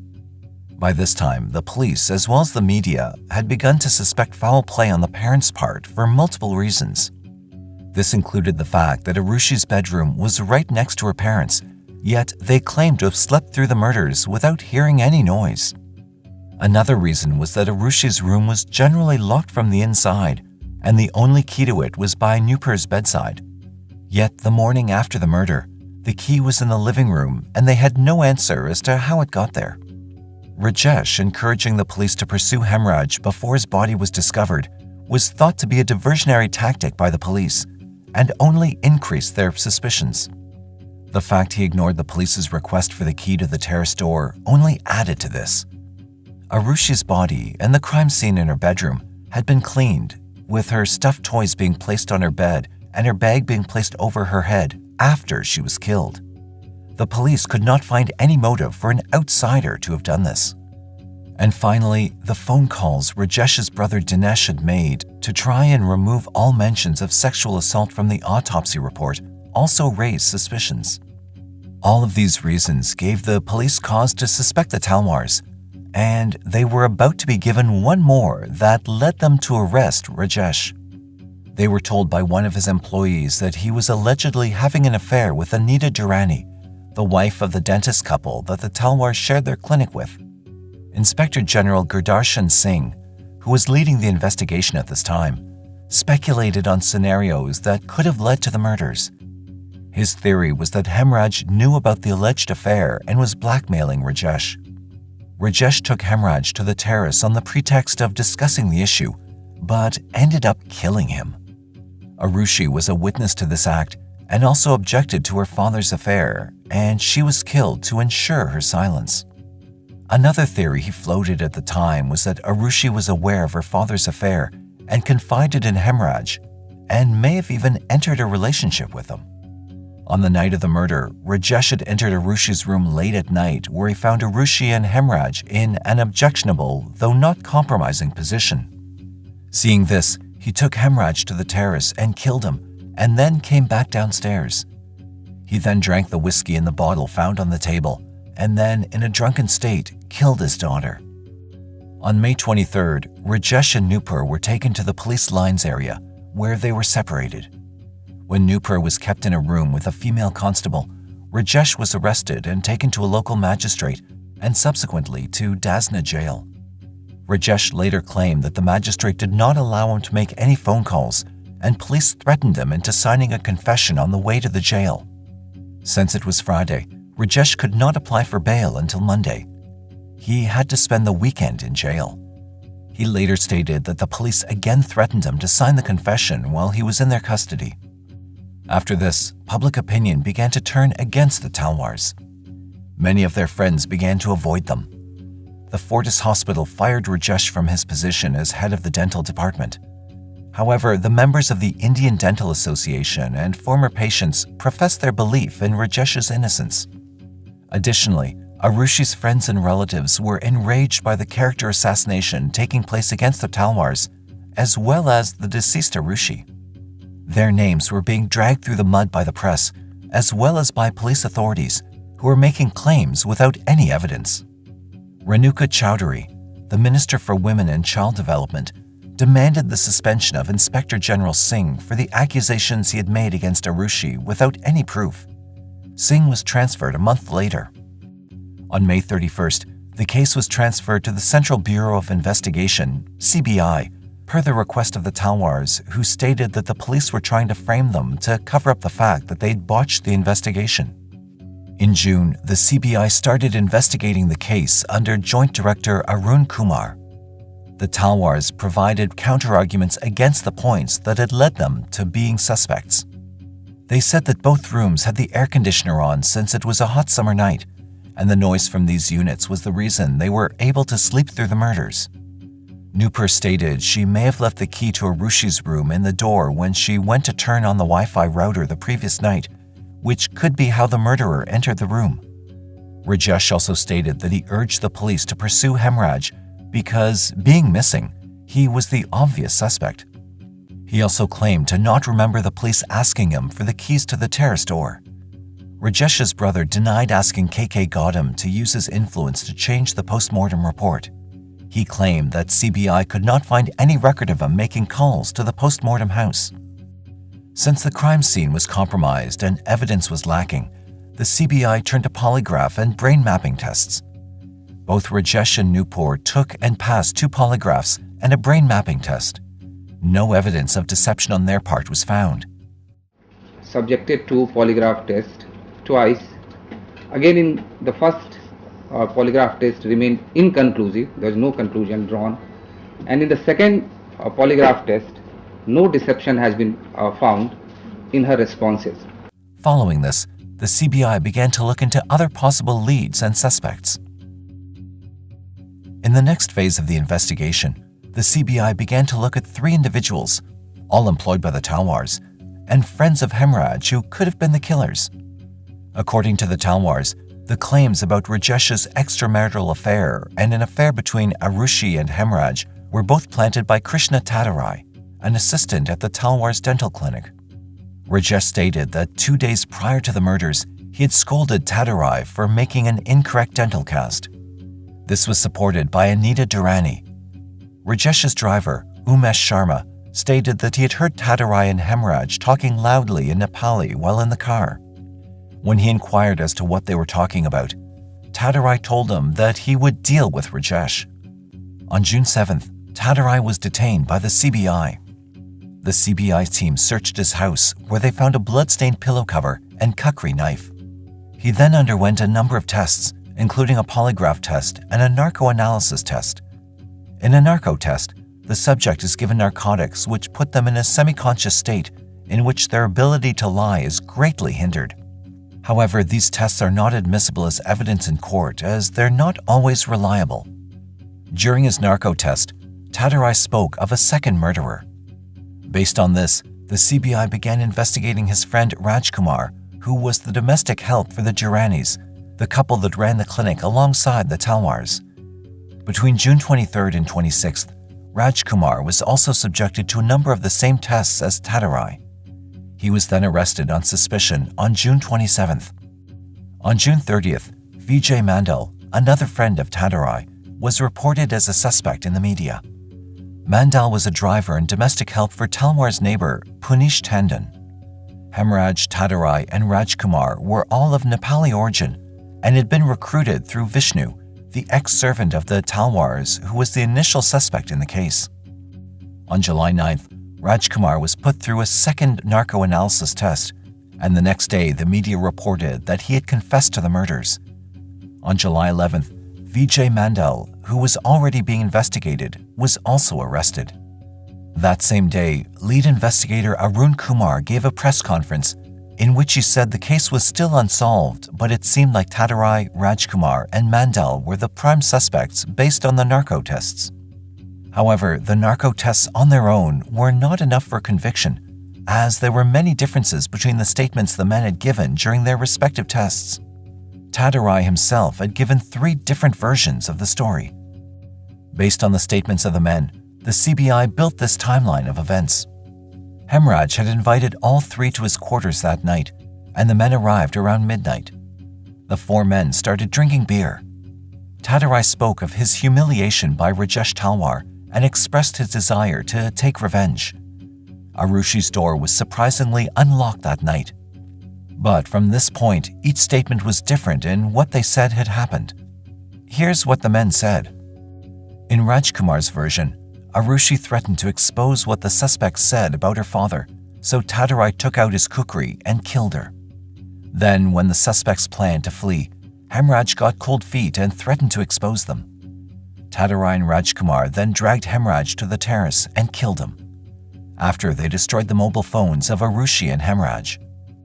In Tatarai's first version of events, he stated that he and Rajkumar had entered Arushi's room and tried to sexually assault her, and when she'd resisted, Tatarai himself took out his kukri and killed her. They then dragged Hemraj to the terrace and killed him because he was a witness. In Tatarai's second version of events, he stated that it was Rajkumar and Mandal who entered Arushi's room and tried to assault her. When she resisted, Mandal hit her on the head and Rajkumar slit his throat with a kukri. The 3 of them then took Hemraj to the terrace and killed him before escaping off the roof after locking the terrace door. In Tatarai's third version of events, he stated that Rajkumar entered and tried to assault Arushi while he and Mandal followed him. When she resisted, Tatarai killed her with his kukri. Hemraj then got scared and threatened to tell the Talwars, so the 3 men took him to the terrace and killed him. The 3 of them then returned downstairs and tried to enter the Talwars' room, but found it locked. While these statements do perhaps indicate some form of guilt, the CBI could not use them as evidence and eventually had to release all 3 men for a number of reasons. Firstly, all 3 men had alibis. Tatarai's family and landlord confirmed that he was at home the night of the murders. Vijay Mandal's employer also confirmed that he was in his garage the night the murders took place. Rajkumar was the only one whose alibi was only confirmed till 12:30 a.m. on the night of the murders. Secondly, no physical evidence could be found tying the men to the scene of the crime. Their fingerprints did not match any lifted from the scene, and the bloody kukri found in Tatarai's room turned out to be animal blood, not human. And finally, the narco tests alone were not considered sufficient evidence to be used for conviction, as they were inadmissible in court. Additionally, Rajkumar's lawyer, Naresh Yadav, approached the National Human Rights Commission, NHRC, stating that the 3 men had been tortured by the CBI officers during the investigation. In January 2009, the CBI announced that they were ready to file charges against Tatarai, Rajkumar, and Mandal. However, in the absence of any hard evidence, they could not do so. Arun Kumar's time at the CBI ended in September 2009. A new CBI team was given the case that same month. This new team was headed by the SP, Superintendent of Police, Neelab Kishore. An additional SP, AGL Kaul, served as the investigating officer. The new CBI team looked at the entire crime again with fresh eyes. For them, the parents were once again the prime suspects. Apart from the oddities discovered in the previous investigation into the couple, they also found some additional points of interest. Both doctors who conducted the autopsies on Arushi and Hemraj gave new statements containing new information. Dr. Door stated that Arushi's hymen was ruptured and her private parts appeared to have been cleaned. Dr. Naresh Raj stated that Hemraj's swollen private parts indicated the possibility of sexual intercourse. In October 2009, the CBI conducted another analysis of the crime scene based on the photographs that had been taken and the analysis supported the theory that the crime scene had been cleaned and staged after the murders. Most importantly, the new team identified the weapon that had been used to inflict the blunt injuries as a golf club, specifically one of the clubs in the set owned by Rajesh himself. On October 29, 2009, the CBI asked Rajesh to send his golf set to them, and he complied the very next day, sending them over. The CBI later stated that the dimensions of the golf club bearing number 5 were identical to the dimensions of the injuries on the heads of both victims. It seemed they had found their murder weapon. But because it was over a year later, no evidence was found on the club to link it to the murders. Nilab Kishore once again questioned the Talwars in his Dehradun office on May 18th and 19th of 2010. A few days later, a story appeared in the Pioneer newspaper stating that Arushi had been killed by Rajesh in an honor killing. This article quoted unnamed sources in the CBI. On July 21st, Rajesh asked the court to pass an order of restraint against the unethical and misleading information being published by the print media outlets. On December 29, 2010, the CBI filed a closure report, recommending that the case be closed due to insufficient evidence, but naming Rajesh as the sole suspect. In the report, they stated that the parents were the only people who had a reason and ability to clean up the crime scene. They also officially cleared Tadarai, Rajkumar, and Mandal, stating that all three had alibis and there was no evidence linking them to the crime. They ruled out any other outside intruders, as there were no signs of forced entry, and an intruder would have no reason to clean up the crime scene and hide Hemraj's body. Finally, they stated the complete lack of physical evidence they had found at the crime scene as insufficient to continue the investigation. It was recommended that the case be closed for good. In January 2011, the Talwars filed a petition protesting the closure of the case with Rajesh as the sole suspect. However, their petition was rejected by the magistrate Preeti Singh of the Special CBI Court in Ghaziabad. On February the 9th, she turned the closure report into a charge sheet and summoned Rajesh and Nupur as the accused to come and stand before the court. The Talwars petitioned both the Allahabad High Court and then the Supreme Court against being summoned and proceedings being initiated against them. However, both courts rejected their pleas. Their formal trial began on May 11, 2013. In the trial, the parents were accused of destroying evidence, misleading investigators, and filing wrongful petitions to the court, as well as the two murders. On November 25, 2013, the Special CBI Court held Rajesh and Nupur Talwar as guilty for both murders, along with the other charges that were leveled against them. The next day, on November 26th, they were sentenced to life imprisonment for the double murders. The Talwar family were outraged and called the verdict a miscarriage of justice. In January 2014, they raised an appeal against the decision in the Allahabad High Court. Subsequently, a long and weary legal battle dragged on for over 3 years. On October 12, 2017, the High Court acquitted the Talwars of all charges, stating that the evidence against them was insufficient. Due to this, it was ruled that they should be given the benefit of the doubt and should not be convicted based solely on suspicions. Hemraj's wife and brother in Nepal were highly critical of the verdict, and they continue to believe that the Talwars are guilty. On March 8, 2018, the CBI challenged the acquittal in the Supreme Court, and on August 10, 2018, the Supreme Court accepted the appeal. The trial is yet to begin.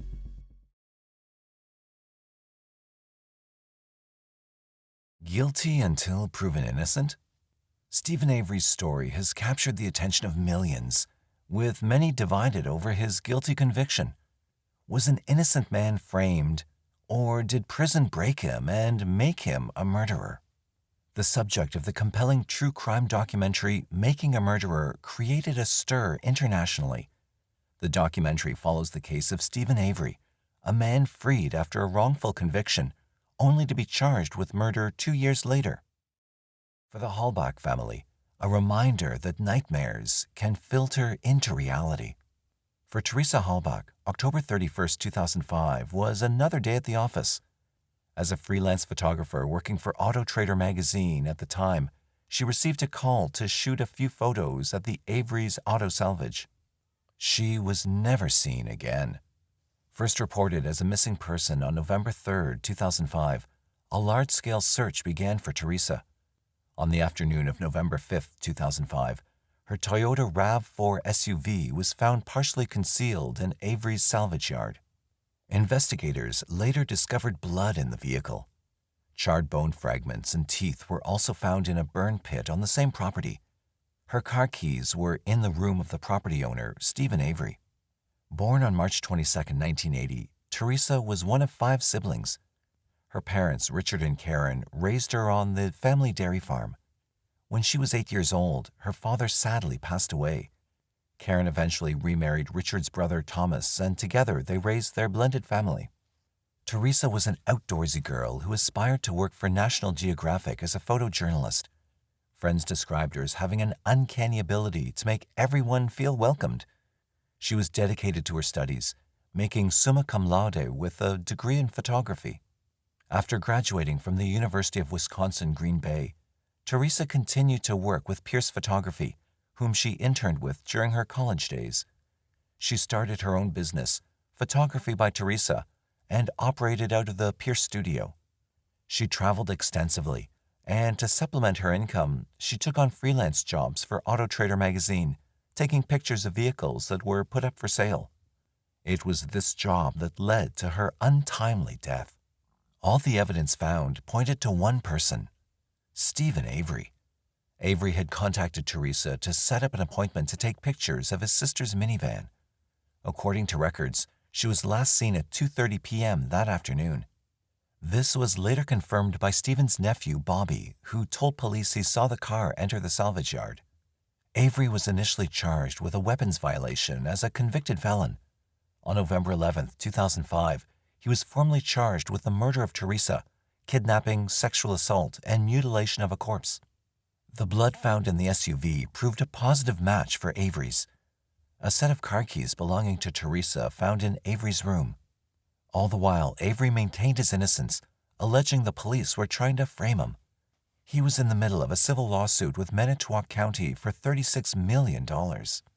Stephen Avery, born July 9, 1962, is a Manitowoc County native, raised in Wisconsin alongside his 2 brothers, Charles and Earl, and sister Barbara by parents Dolores and Alan. He dropped out of high school with reports suggesting he had an IQ of 70. Stephen was no stranger to the law.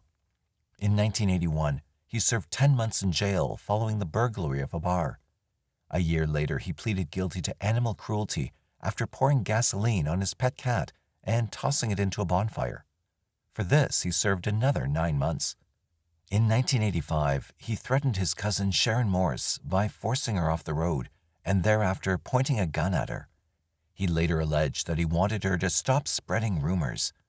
She'd filed a report alleging that he exposed himself on several occasions and was masturbating in the front yard. Although he received a 6-year sentence for his crime, he was granted bail and released. However, it was a case of mistaken identity that had him locked away for nearly 2 decades. Penny Bjornston reported that she'd been walking along a beach near 2 Rivers when she was attacked and assaulted on July 29, 1985. Police believe the description she gave had a striking resemblance to Avery. She went on to choose his photo during an interview with police and later picked him out during a suspect lineup. He was arrested and charged with the attack on Bjornston. A state-appointed forensic official claimed that a hair found on Avery's shirt was consistent with the victim's. This evidence led to his conviction in December 1985.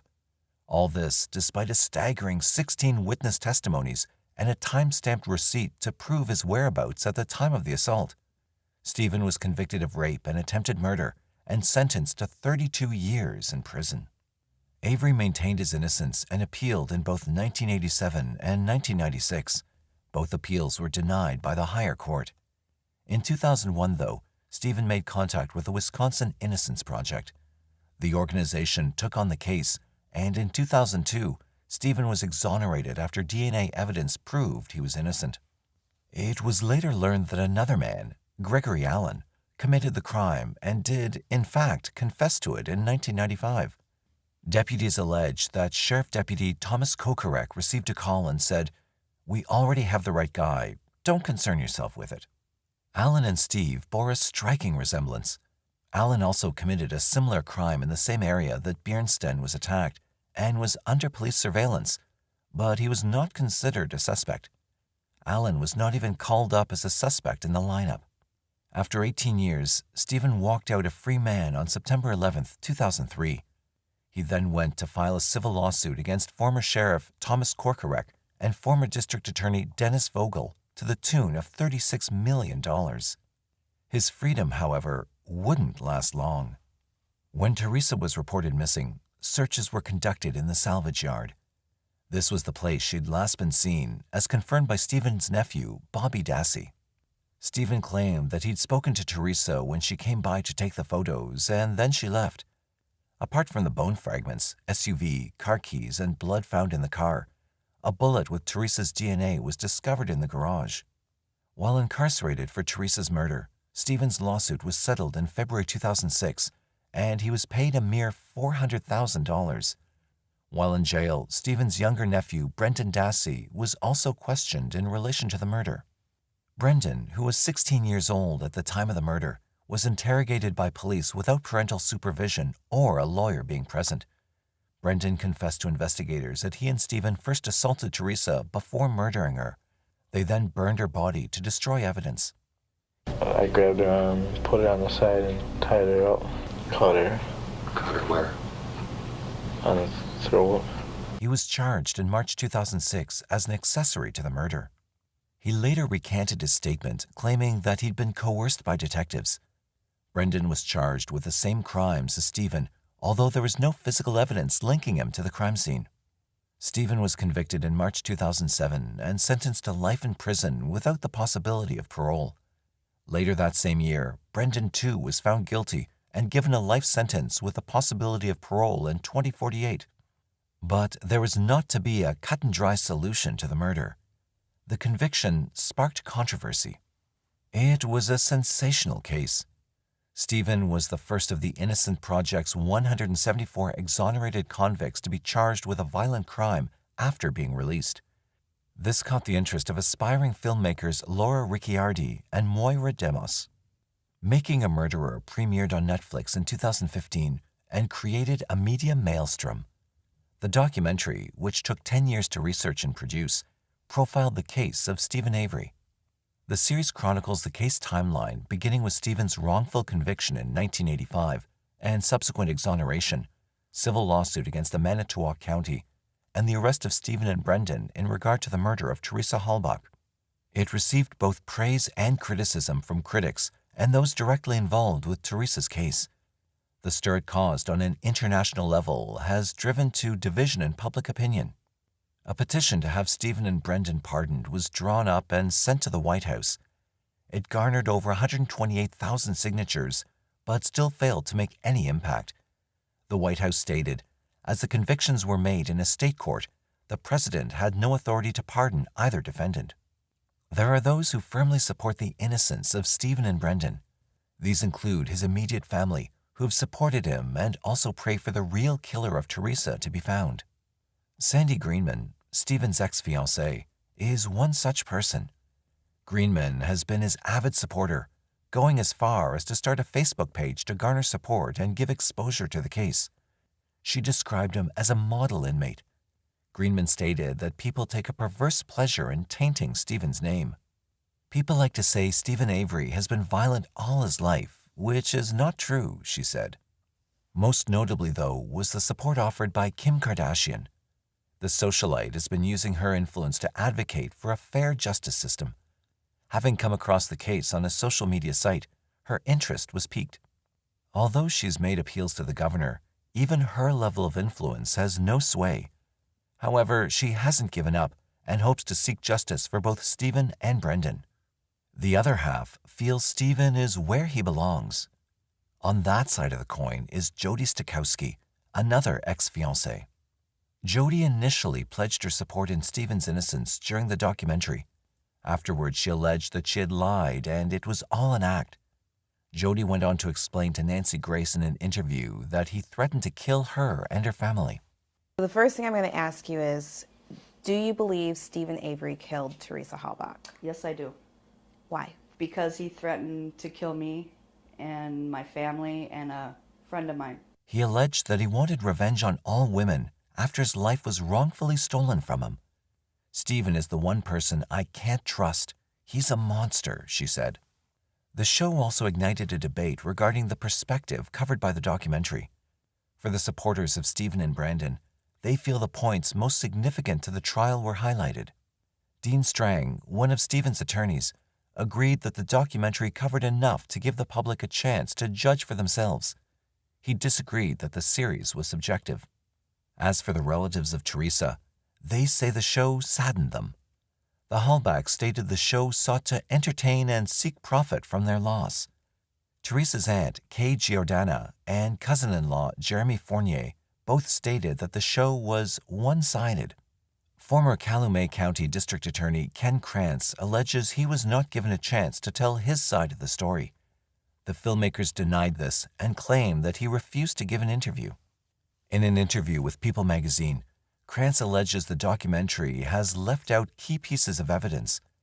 These include Stephen using a fake name when calling Teresa, DNA belonging to Stephen was found on the SUV's hood latch, and a ballistics report showed that the bullet found in the garage was fired from a rifle owned by Stephen. Krantz further alleges that prior to her murder, Teresa had once before made a trip to the Avery residence. When Stephen answered the door with only a towel on, she said she wouldn't go back because she was scared of him. In response to criticism from Krantz and other officials, the filmmakers said they'd given prosecutors the opportunity to answer questions. They believed that the documentary was a fair representation of the case and covered the most consequential evidence given during the trial. The documentary had its desired effect. It poked holes into the narrative of Stephen and Brendan's case by exposing allegations of police and prosecutorial misconduct, evidence tampering, and witness coercion. At the outset, Stephen called out the police for trying to frame him. This to avoid the county paying out the $36 million lawsuit he filed. Stephen believed his lawsuit would be undermined if he was convicted of another violent crime. To avoid a conflict of interest, Manitowoc County gave neighboring Calumet County authority over the handling of the case. Part of the deal, however, was that Calumet could use resources which included personnel from Manitowoc. The key in Stephen's room was found by a Manitowoc sheriff's deputy after several searches of the property. Another allegation made was regarding the blood evidence found in the car. Stephen and his defense team believe it was blood used from his prior conviction. Giving credence to this scenario were the claims made by the defense. According to the Avery defense team, the vial containing Stephen's blood had been tampered with and a puncture hole was visible on the stopper. The prosecution, however, combated this claim by testing the blood for a preservative not found in fresh human blood and found none. Avery's defense team brought in an expert witness who stated it was not possible to tell if the negative result meant there was none of the preservative present or the technology to test itself was inconclusive. The documentary shone a spotlight on the manner of interrogation with regard to Brendan Dassey. Dassey was just 16 years old during the interrogation. Firstly, he was interviewed without the supervision of a lawyer or parent. It's understood that both he and his mother consented to the interrogation. But what piqued the interest of many was that Brendan had an IQ of 73, classifying him as intellectually challenged. Many have argued that his intellectual disability left him open to suggestion, particularly when it was shown that the Reed technique of interrogation was used. The Reed technique has been criticized for producing high rates of false confessions, especially from juveniles and the mentally impaired. The technique is used to make the suspect comfortable and eventually confess to crimes through familiarity with the interrogators. The interrogator then proceeds to tell the suspect that the evidence shows that the suspect did commit the crime. Dassey allegedly agrees with the interrogators during the interviews, but later recanted his confession. He accused his first defense team of collaborating with the prosecution to get him to confess. You and Steve had this planned? Yeah? Yes or no? Yeah.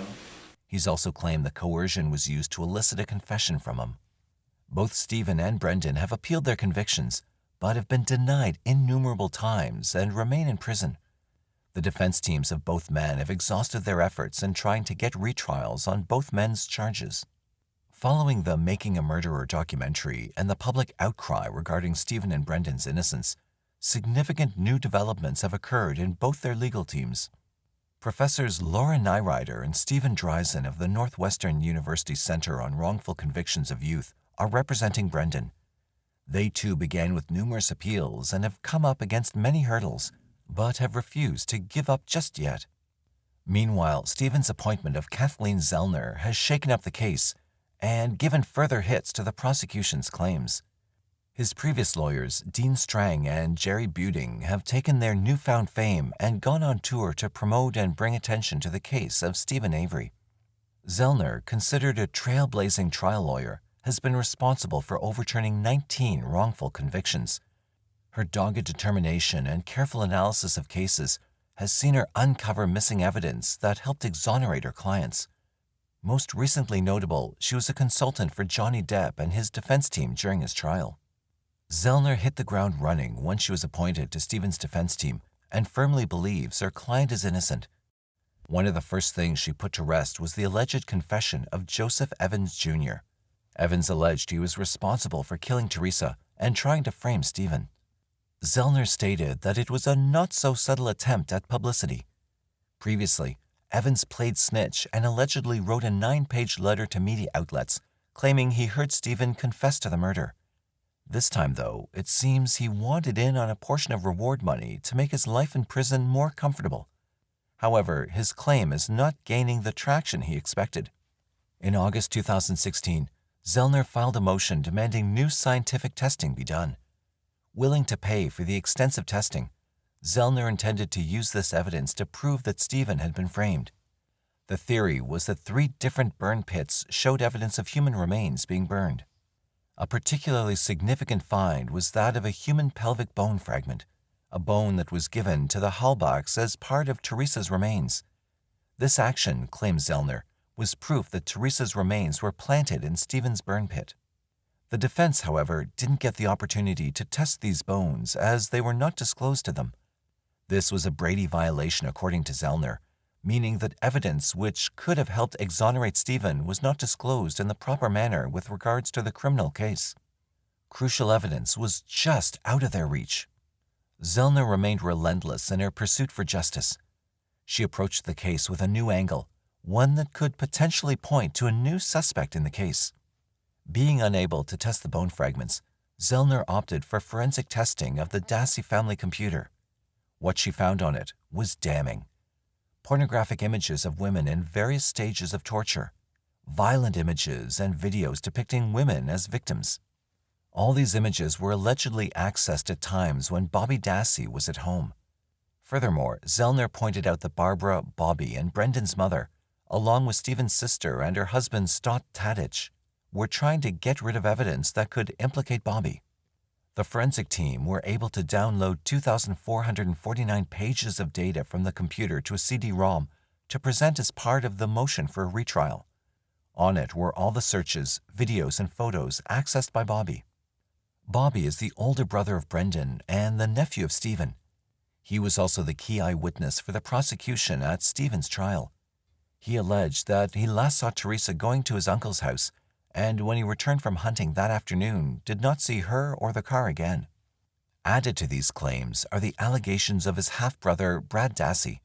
Brad is alleged to have said he believes his uncle is innocent.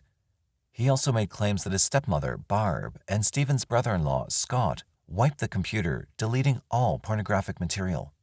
Allegedly, Barb has filed a harassment suit against Brad following a conversation they had about tracing deleted files from a computer, which some believe is, in part, to ensure Brad remains silent about his knowledge. For Bobby, though, the final nail in his coffin could be the evidence that exonerates Stephen and, in turn, Brendan. An eyewitness has come forward claiming to have seen Bobby being assisted by a much older man, pushing Teresa's SUV back into the salvage yard. Thomas Sawinski stated in a sworn affidavit that he drove by Bobby and the other man while en route to deliver newspapers. When he passed the duo a second time, Bobby allegedly stepped out in front of his car to stop him. Thomas swerved to avoid him and continued on his morning route. He said that Bobby's eyes showed he was not pleased to see him there. Following the discovery of the SUV, Thomas realized the significance of the find and contacted police. He told them everything he'd seen that morning, and their response was, "We already know who did it." He provided his details, but he never heard back from them. For Zellner, this provides a contradiction to the prosecution's key witness. If proven true, which she's confident about, Bobby's testimony would be false. Zellner believes the rejection of all the crucial evidence in favor of Stephen denied him a fair chance to prove his innocence years ago. The newly filed motion is still with the appeals court and is awaiting an opinion or decision to be read over in November 2022. Stephen Avery continues to maintain his innocence. Kathleen Zellner, in her own words, says she represents the wrongfully convicted and added, "If you lie to her, she will find you out." Brian Michael Barrett was born on February 1, 1984, to parents Dan and Deb Barrett in Williamsville, New York. His two younger brothers, Daniel and Richard, soon followed. Growing up, Brian was a very shy and quiet person. To those who knew him, he was very easygoing and kind. He had an avid passion for sports, a hobby that began at an early age.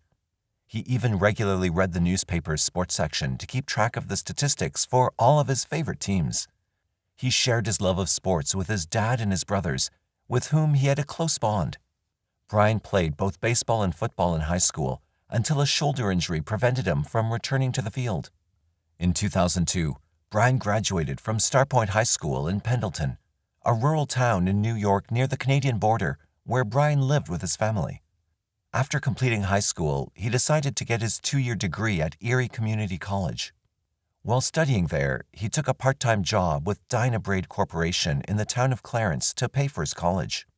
Once he finished the degree, he decided to become an industrial arts teacher. With the aspiration of being a teacher, Brian registered at Buffalo State College nearby his home. However, he continued his part-time factory job where he was known as a hard worker. In 2006, at the age of 22, Brian finally started to come out of his shell and even began to exhibit an adventurous streak. He spent his time fishing, camping, skydiving, and trying new things. However, one of the things he was exploring did not include any outdoor stunts. Like many young people, Brian also loved spending time on his computer, sometimes talking to strangers. But nothing could have prepared him for what his online encounters would eventually lead to. On Friday, September 17, 2006, Brian's shift at the Dynabraid power tool plant ended at 10 p.m. After packing up his things, he climbed into his truck to head home. But before he could slip his key into the ignition, someone shot him at close range with a .30 caliber rifle. 3 bullets exploded from the driver's side window, striking him in the left arm and the neck, resulting in instant death. His body was found 2 days later when a coworker spotted his pickup truck in an isolated part of the company parking lot. His lifeless body was still seated in the front seat of his truck. As police began their investigation, they quickly learned about a possible suspect in the slaying. Apparently, Brian's co-workers began telling officials about his supposed online love triangle and the animosity with a co-worker of his. To get to the bottom of the story, investigators combed through his online activities. As they dug deeper, a shocking story was unveiled. It was a story of jealousy and betrayal that ended in a tragedy. It all starts with 46-year-old Thomas Montgomery, a Cheektowaga man who was living a regular life with his wife Cindy and their 2 daughters. He worked as a machinist for the Dynabraid Corporation, the same factory where Brian worked. But his life was nothing close to Brian's. For 12 years straight, this man woke up in the morning, then went on to work at the Dynabraid factory. He strapped on his goggles and stood at his machine until the late afternoon, churning out components for power tools. After work, he took his 2 daughters to the local swimming club and walked the family dog, Shadow. Every day, he got up and played the role of a hard-working father and husband. Yet, aside from poker nights with his buddies and the Dynabraid euchre tournament, he enjoyed nothing about his life. At 46, he was trying to overcome the monotony of his daily routine. That might explain why Montgomery, a 46-year-old former Marine with a reddish mustache, bulging gut, and balding head, decided to become someone else. In May of 2005, posing as a young, handsome, Iraq-bound Marine, he entered a teen chat room on the popular game site Pogo.com with the screen name Marine Sniper. Almost instantly, an 18-year-old girl with the screen name Tall Hot Blonde started messaging him, so he decided to pretend he was 18 too. After a few friendly chats, the girl let him know that her real name was Jessie, a softball-playing high school senior from West Virginia. She sent Montgomery photos that lived up to her screen name. In return, Montgomery said his real name was Tommy. Tommy stood 6 foot 2 inches tall, the same height as the 46-year-old man, but the similarities ended there. Tommy had thick red hair, broad shoulders, and big muscles, with a handsome face. He was a black belt in karate, with bullet scars on his left shoulder and right leg portraying his toughness. Montgomery sent Jesse a picture of him in uniform, taken 30 years prior, from the brief time he served in the military. Montgomery also created an elaborate ruse about this persona. As Tommy, he told Jesse that his mother died of cancer when he was 12 and his father was in the military. After living a tough life, he enlisted in the Marines. After a boot camp in June to train as a sniper, he was headed to Iraq. Marine Sniper was nostalgic to Montgomery, reminiscing about the 6 years spent in the Marine as a young man. However, U.S. Marine records showed that although he qualified as a sharpshooter, he never trained as a sniper or saw action. However, the story managed to draw Jesse in. Although their chats started as friends, before long the flirtation became a full-fledged online romance. Jesse kept sending her photos to Montgomery, believing him to be an 18-year-old. Some of those photos were very provocative. Over time, the relationship had evolved and they were engaging in cybersex. To Montgomery, it became more real for him than real life. The feelings seemed to be mutual. Jesse and Tommy started exchanging gifts, phone calls, and love letters. At one point, Jesse even sent a pair of red underwear in the mail as a gift. Although Montgomery knew that the affair was getting serious, he couldn't sever ties with her. Assuming they would never meet, he decided to play cat and mouse. If I was smart, I would have just ended it, but it was like a drug that I needed every day, Montgomery later said in an interview. As time went on, Jesse and Tommy had settled into a routine, talking by phone between 6:30 and 6:40 a.m., and from 3:30 to 3:40 p.m., when Jesse was led to believe that her Marine love was off-duty. About 8 months after they met online, during Christmas, Tommy proposed marriage and Jesse accepted. All of this without ever meeting in real life. His fantasy did not stop at the computer screen, however. He began telling people at his work about this 18-year-old beautiful girl he was imagining a life with. He told them that he planned to leave his wife and move to West Virginia. And he was not even joking. In a note to himself, he wrote, on January 2, 2006, Tom Montgomery, 46 years old, ceases to exist and is replaced by an 18-year-old battle-scarred Marine. He's moving to West Virginia to be with the love of his life. While Montgomery seemed to be losing touch with reality, his lies fell apart when his wife, Cindy, learned about the whole ordeal. One day in February 2006, Jesse messaged Montgomery while his daughter happened to be working on the computer. Shocked to see their conversation, the girl alerted her mother. Cindy was already suspicious about his long hours online and his dwindling involvement in their life, and now everything made sense. She also found a bunch of love letters, photos, and mementos from Jesse, including the pair of red panties. To warn her, Cindy sent Jesse a photo of her family with a letter. "Let me introduce you to these people," she wrote. "The man in the center is Tom, my husband since 1989. He's 46 years old." She further advised her, "Do not trust words on a computer. Let this go. You'll only be hurt by a man who has mastered the art of manipulations and lies." With total transparency, she also confronted her husband with the letter. "I cannot believe you're living some sort of bizarre fantasy. If you want to separate, we can. But to continue to lie to me and the kids while she's sending you gifts in the mail is not acceptable." Horrified and heartbroken by this revelation, Jesse immediately broke off the relationship. Calling Montgomery a liar, she said that she hated him and he should be put in jail for this charade. But in her mind, Jesse could not believe it. To make sure, Jesse reached out to one of Montgomery's co-workers, Brian Barrett, who went by the online handle Beefcake. Brian confirmed the story Cindy had told Jesse. Be it revenge or just disgust, Jesse leaned towards Brian for solace. It did not take long before Jesse and Brian developed their own cyber romance. They even went public about their relationship as it became more intimate. She sent Brian the same pictures she previously sent Montgomery. Their budding relationship was all over the internet forum, but it did not stop at that. At his workplace, Brian boasted about his new love interest and revealed the disturbing actions of Montgomery to fellow co-workers. Both Jesse and Brian took to the internet to make sure that everyone knew that he was a liar and basically presented him as a pedophile. Montgomery was furious with this. In the span of a few days, his life was completely falling apart. He went from a respected community member to a pariah. Jesse's affair with Brian added fuel to his jealousy, especially when Jesse showered praise on Brian. He's honest. He wasn't a liar like you were, Jesse told him. He's closer to my age. However, despite her anger, Jesse wasn't able to turn her back completely on Montgomery. After a while, she started messaging him back. I ache to be with Tommy, Jesse expressed. If he existed, I would still be holding him every night and sharing dreams with him every night. She also confessed to Montgomery that she had only been with Brian to take revenge on him. This was like a jackpot to Montgomery.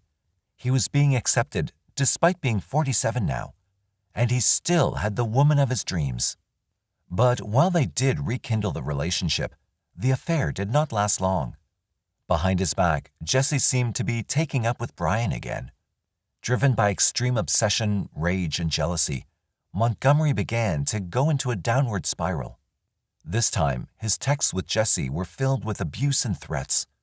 At one point, he threatened Jesse, saying, "Brian will pay in blood." Despite these threats, Jesse did not cease going back and forth between the two men, which would not end well. The final nail in the coffin was when Brian and Jesse decided to meet, something Montgomery never could. Brian was driving down to North Carolina, and on his way back, he asked Jesse to meet him, as he'd be driving very near her house. Although Jesse initially agreed, she canceled at the last minute. But Montgomery, unaware that she'd canceled, was burning from blind rage. After investigators discovered this trove of evidence, they felt confident that they had their man. And if all these marathon chats were not enough to point to Montgomery as the suspect, he told one of his colleagues that he wouldn't be stupid enough to leave shell casings lying around if he were to kill someone, as was the case in Brian's murder. 2 weeks before the slaying, Montgomery had asked that same employee what time Brian got off work. After figuring out that Montgomery had both motive and opportunity to commit the crime, authorities reached his home. Concerned that he was on the run and possibly planning to hurt Jesse, Buffalo authorities contacted the local police in West Virginia to check on Jesse. When officials from the West Virginia Police Department went to Jesse's home, Jesse wasn't home. Instead, Jesse's mother, 45-year-old Mary Schuyler, opened the door. Investigators had no idea they were in for another surprise. Officers noticed that even after they described the situation, Mary was not concerned, but rather calm. They could not believe what she told them next. As the layers of deceit peeled off one by one, it sent chills down detectives' spines.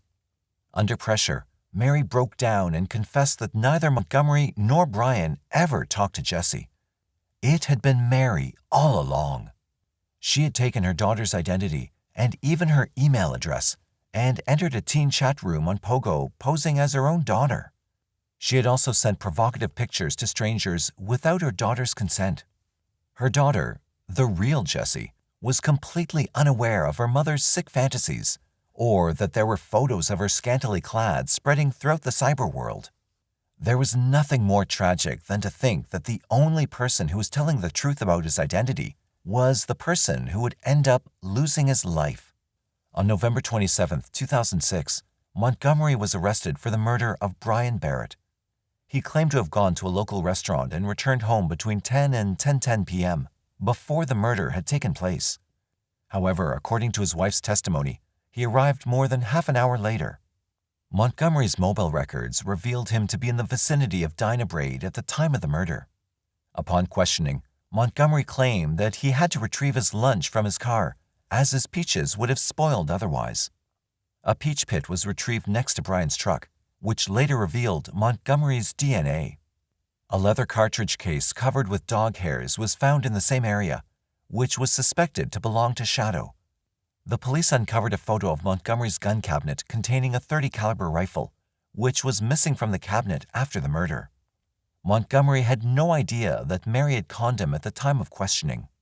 Blood drained from his face once he learned that he threw his life away for a lie. Prosecutors in Buffalo tried to charge Mary Schuyler on any possible count, but it was concluded that she might have crossed moral and ethical lines, but not the legal ones. In September 2006, Montgomery pleaded guilty to first-degree manslaughter in the death of 22-year-old Brian Barrett. In November 2007, he was sentenced to 20 years in prison.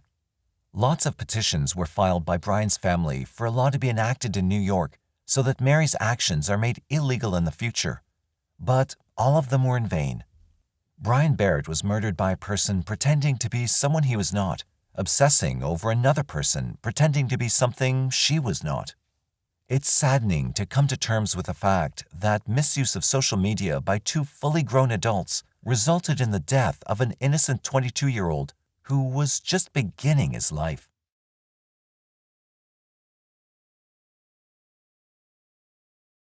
Lori Kay Soares Hacking was born on December 31, 1976.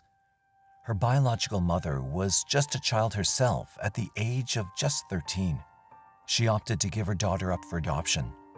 4 months later, she found her forever family with Thelma and Oraldo Soares. The couple were from California and had been eager to bring home a sibling for their adopted 7-year-old son, Paul.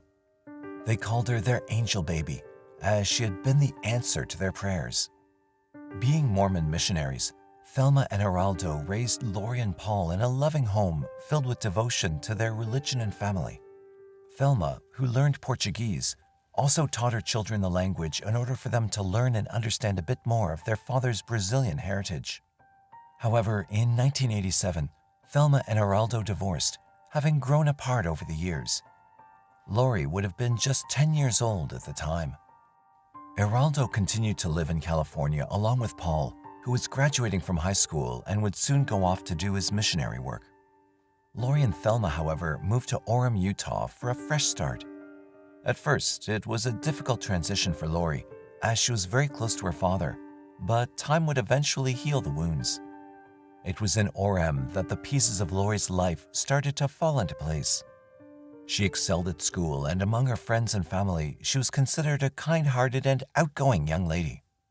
Those that knew and loved her would say she had a way of understanding everyone around her. Her ability to maintain academic excellence while working a part-time job continued throughout her academic career. Lori was the type of person who knew where she was going and had a plan for her life. Part of that plan was meeting her Prince Charming and being able to raise her very own family. Little did she know, her own fairy tale would begin on a school camping trip. In 1994, while on a Orem High School seniors camping trip to Lake Powell, Lori met Mark Hacking. Mark was a prankster and had been fooling around with his friends. Without thinking, he tossed a smoldering log back into the fire with his bare hands, accidentally burning himself. Ever the helpful person, Lori came to his aid and treated his wounds before bandaging them up. The rest, as they say, was history. Under the cover of the stars and the dying campfires, Mark and Lori's love story began as they talked late into the night. Soon, Lori would tell her mom all about Mark and never looked at another man in that way again.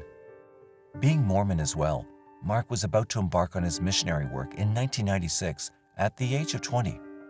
The couple maintained a loving long-distance relationship as Mark went off to Winnipeg, Canada to carry out his duties. However, Mark returned earlier than expected after one of his roommates allegedly broke missionary rules and involved him in the scandal. Lori stood by him throughout this trying period, and when he returned home, they picked up right where they'd left off. Lori went off to continue her education at Webster State University. After a year, she transferred to the University of Utah and majored in business. During this time, Mark had begun helping out with odd jobs around the neighborhood. In an unfortunate twist of fate, Mark had fallen off a roof and suffered several injuries, including a concussion, seizure, and a broken back. This incident led to Lori and Mark developing a stronger bond where she cared for him as he recovered, thus bringing their relationship full circle. Both of them began planning their future together. Mark enrolled in the University of Utah to begin his undergraduate degree before pursuing his actual dream of a career in medicine. Lori and Mark were preparing to take a big step forward in their relationship. On August 7, 1999, Lori and Mark married in a temple ceremony in Utah. In December that same year, Lori graduated cum laude with a bachelor's degree in management. Mark, meanwhile, took on a job as a supervisor in an apartment complex that the couple had moved into after getting married, while still studying full-time. In this way, they could stay on at the apartment rent-free as long as the management duties were upheld. Their relationship only grew stronger after they were married. Family and friends would always describe them as a couple that loved each other very much and worked harmoniously together.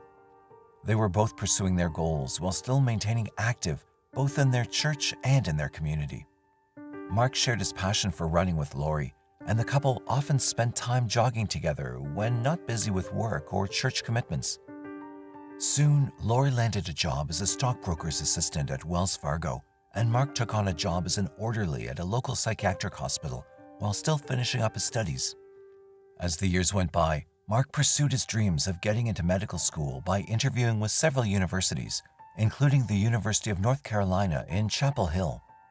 Once he graduated, his hard work paid off, and he was accepted into the medical program at the University of North Carolina. Finally, their dreams were being realized, and now they could start the family they always wanted. Lori, though, had to give up her job to make the move to North Carolina in order for Mark to continue his studies.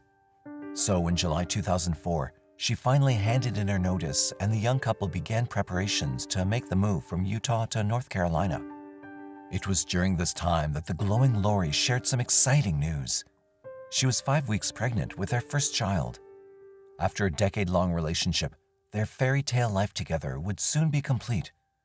They were about to embark on the greatest journey of their lives. On July 19, 2004, Mark woke up to an empty bed. Lori, he assumed, had gone for a run before heading off to work. He called her office at around 10 a.m., but was told she hadn't come into work yet.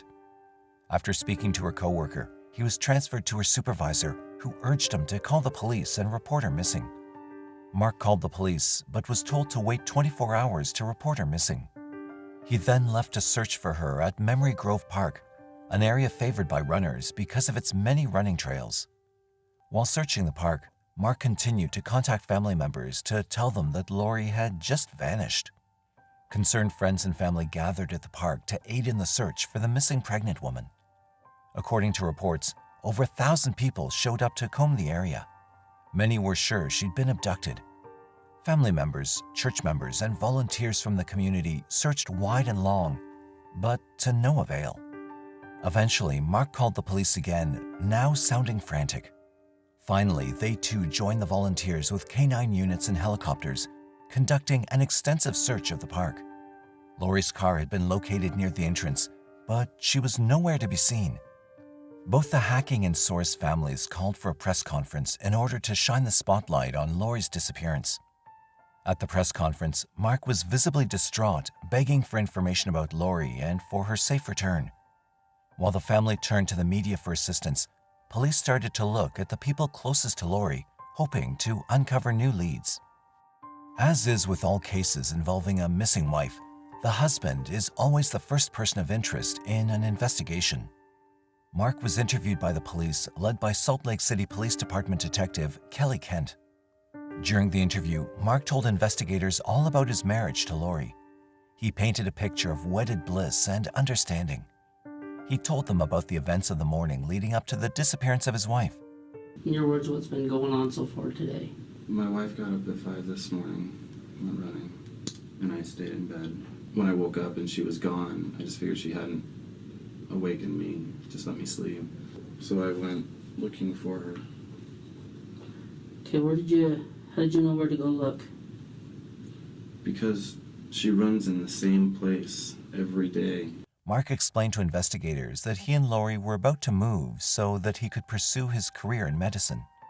When Detective Kent inquired further, he explained that he was going to focus on oncology, the study and treatment of tumors. However, when Kent asked him how one would spell oncology, Mark could not spell the word. It raised eyebrows, but it didn't mean he was a killer. Investigators continued to interview individuals close to the couple.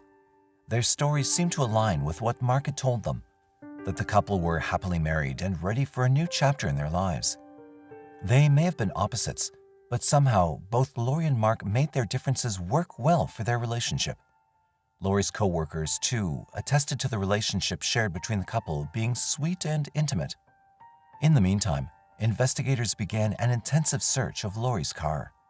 The first thing they noticed was the way in which the car seat and rear-view mirrors were positioned.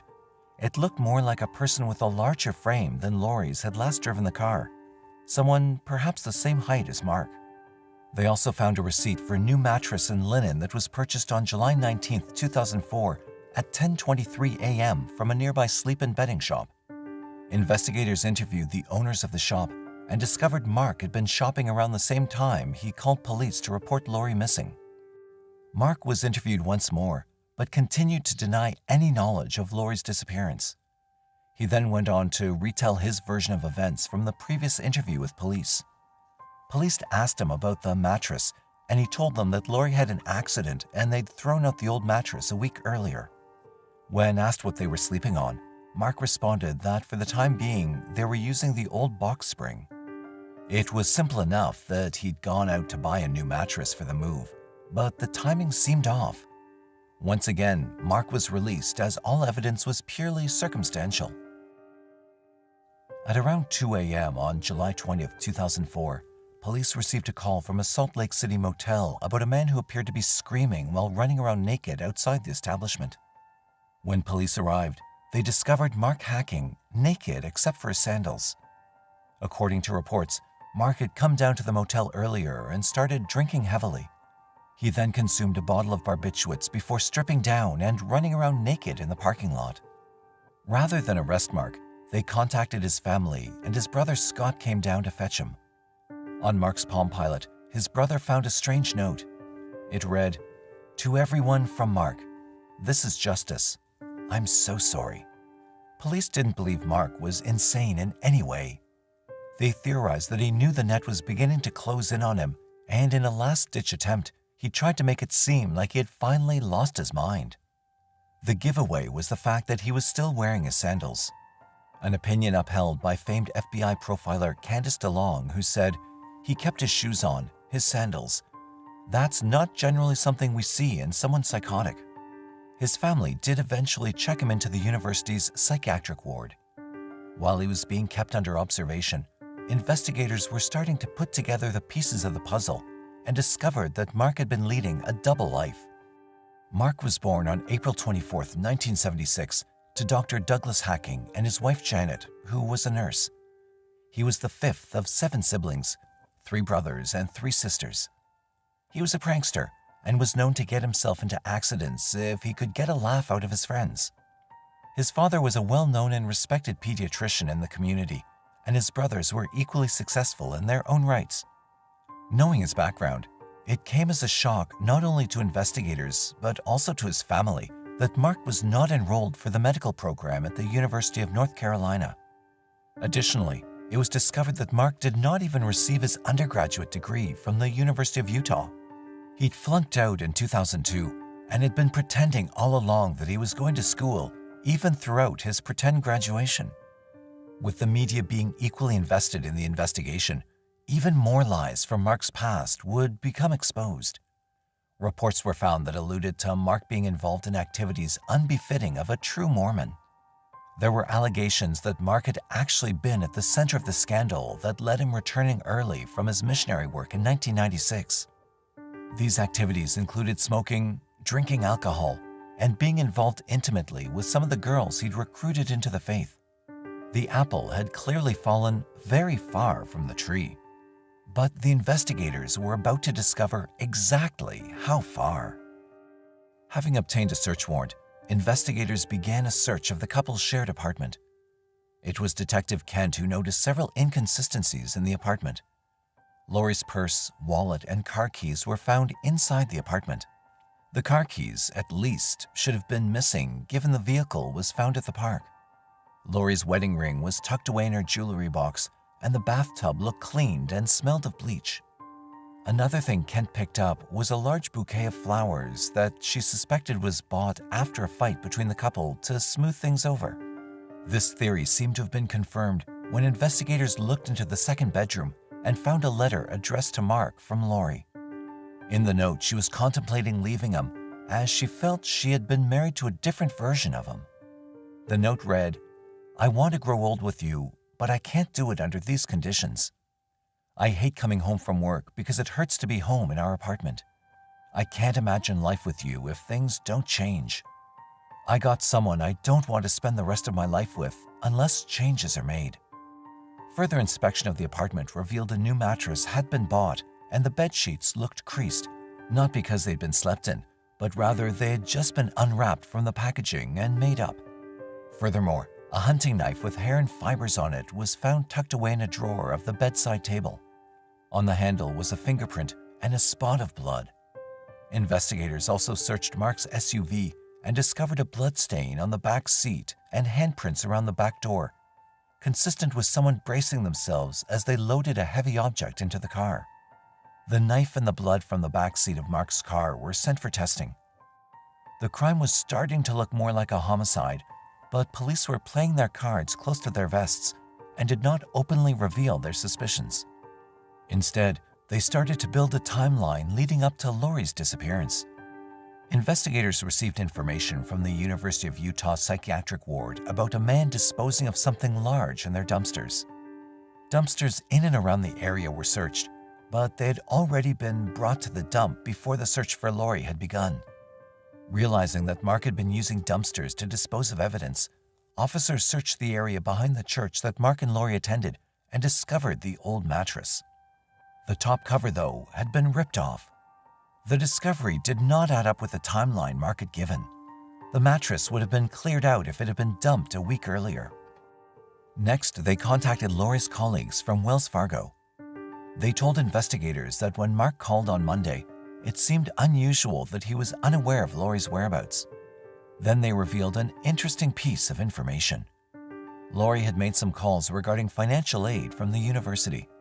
She was visibly upset, according to coworkers, and had left the office in tears.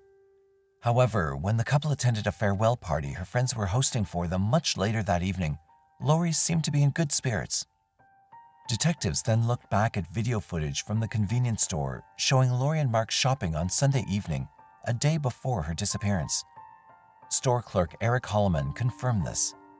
He told investigators he knew Mark because he frequently stopped to buy cigarettes. He remembered having a conversation with Mark, who made a signal when Lori's back was turned to tell him not to tell her about his smoking habit.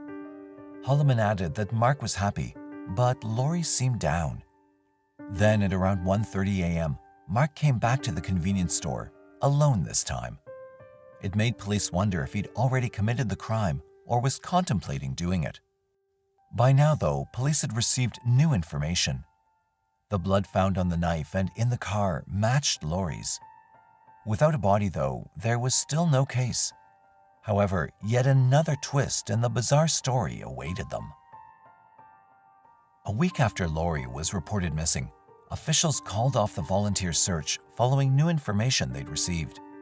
Their new focus was to be confined to the municipal landfills and would be conducted by specialist teams. The information was kept hushed until Mark was released from the psychiatric ward. While undergoing treatment for his breakdown, Mark engaged the services of defense attorney G. Gilbert Athay. On August 2, 2004, Mark was arrested on suspicion of the aggravated murder of his wife, Lori. The public soon became aware that Mark Hacking was now the prime suspect in the murder of Lori Hacking. Mark's father, Douglas, confirmed this in a statement he gave to the media. He explained that on July 24, 2004, his sons Scott and Lance visited Mark while he was receiving treatment for his emotional meltdown. They confronted him about Lori, and he broke down and confessed to everything.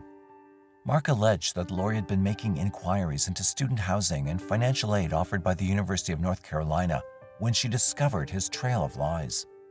This happened on July 16, 2004, the same day her coworkers reported she'd been upset and left work. When Lori confronted him, he spun another tale about how a computer glitch may have been responsible for his application not reaching their offices on time. She left a message with the university regarding this problem and asked that they call her back to iron out any issues. It was the weekend, and Lori could not get a response until Monday. But when Monday finally came, she discovered that Mark had fabricated his entire life. Mark then explained that the incident had caused some strain, but somehow they were able to overcome their problems. However, Mark was offended by how Lori had belittled him. When he discovered her letter calling him out on his actions, he felt further insulted. Finding his .22 caliber rifle, he left the note in the spare room and walked into the master bedroom where he shot Lori in the head. Afterwards, he rolled up her body in garbage bags and carpet and placed her in the back seat of his SUV. He then ripped the top cover off the mattress and cleaned up, stuffing all evidence into more garbage bags. He tied the torn mattress to the roof of his SUV before stuffing all the evidence, along with Lori's lifeless body, onto the back seat.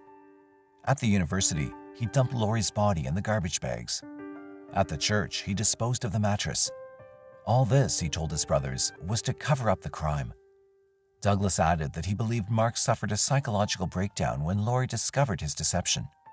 He felt that Mark had been under immense pressure, given their family's reputation and standing within the community. On August 9, 2004, first-degree murder charges were filed against Mark. On October 1, 2004, after a month of combing the landfills with pitchforks and gloved hands, Sergeant J.R. Nelson of the SLCPD found hair and part of the jawbone belonging to Lori. The majority of her remains were eventually found and sent to the coroner's office for examination. Medical examiners were able to identify her through dental records. Due to the state of decomposition, though, examiners could not determine her exact cause of death or if she was, in fact, pregnant. This meant they would be unable to charge him with the death of the unborn baby. The discovery of Lori's body strengthened the case against Mark, said Salt Lake Deputy District Attorney Bob Stott. He said that now they could prove a murder took place. Stott added that it was a great day for the family too, knowing that Lori's final resting place would not be at the bottom of a landfill. On October 29, 2004, Mark pleaded not guilty to first-degree murder charges despite pleas from Lori's brother, Paul Soares, to save his family the added grief by pleading guilty. However, he had a change of heart when, on April 15, 2005, he changed his plea to guilty in exchange for prosecutors dropping the additional charges against him. On June 6, 2004, Mark was sentenced to 6 years to life in prison under Utah law at the time. He had an extra year added to his minimum term due to the fact that he'd killed Lori with a firearm. In July 2005, the Utah Board of Parolees declared that Mark would not be considered for parole until 2035. He will have to serve a minimum of 30 years. The news pleased Thelma Soares, Lori's mother, who felt the 6-year minimum was an insult to Lori, her unborn baby, and her family. The change in the minimum sentence to be served by Mark, though, had renewed her faith in the justice system. Lori's family eventually removed her married name from her tombstone and replaced it with a Portuguese word, filhinha, which translates to little daughter. Following the public outcry of the 5-year minimum sentence imposed on felons charged with first-degree murder, Utah House Bill 102, or Lori's Law, was passed on March 20, 2006. Those convicted of first-degree murder now face a 15-year minimum sentence before being considered for parole. On June 6, 2005, Mark's father Douglas released their final statement to the press regarding the murder and clarified several events leading to the confession and conviction. It ended with a quote from Mark. The quote expressed Mark acknowledged his actions and he hopes that one day he could become the man Lori always wanted him to be. In June 2006, Utah prison officials discovered Mark had been selling personal items that included signed autographs and hand tracings to an online site called Murder Auction. Mark has agreed to stop selling items online since being caught. Possibly the most twisted aspect of this case is the murder of a woman by the man she loved and trusted. In marriage, we vow to honor, protect, and always be honest. But Mark was never the man Lori believed she married.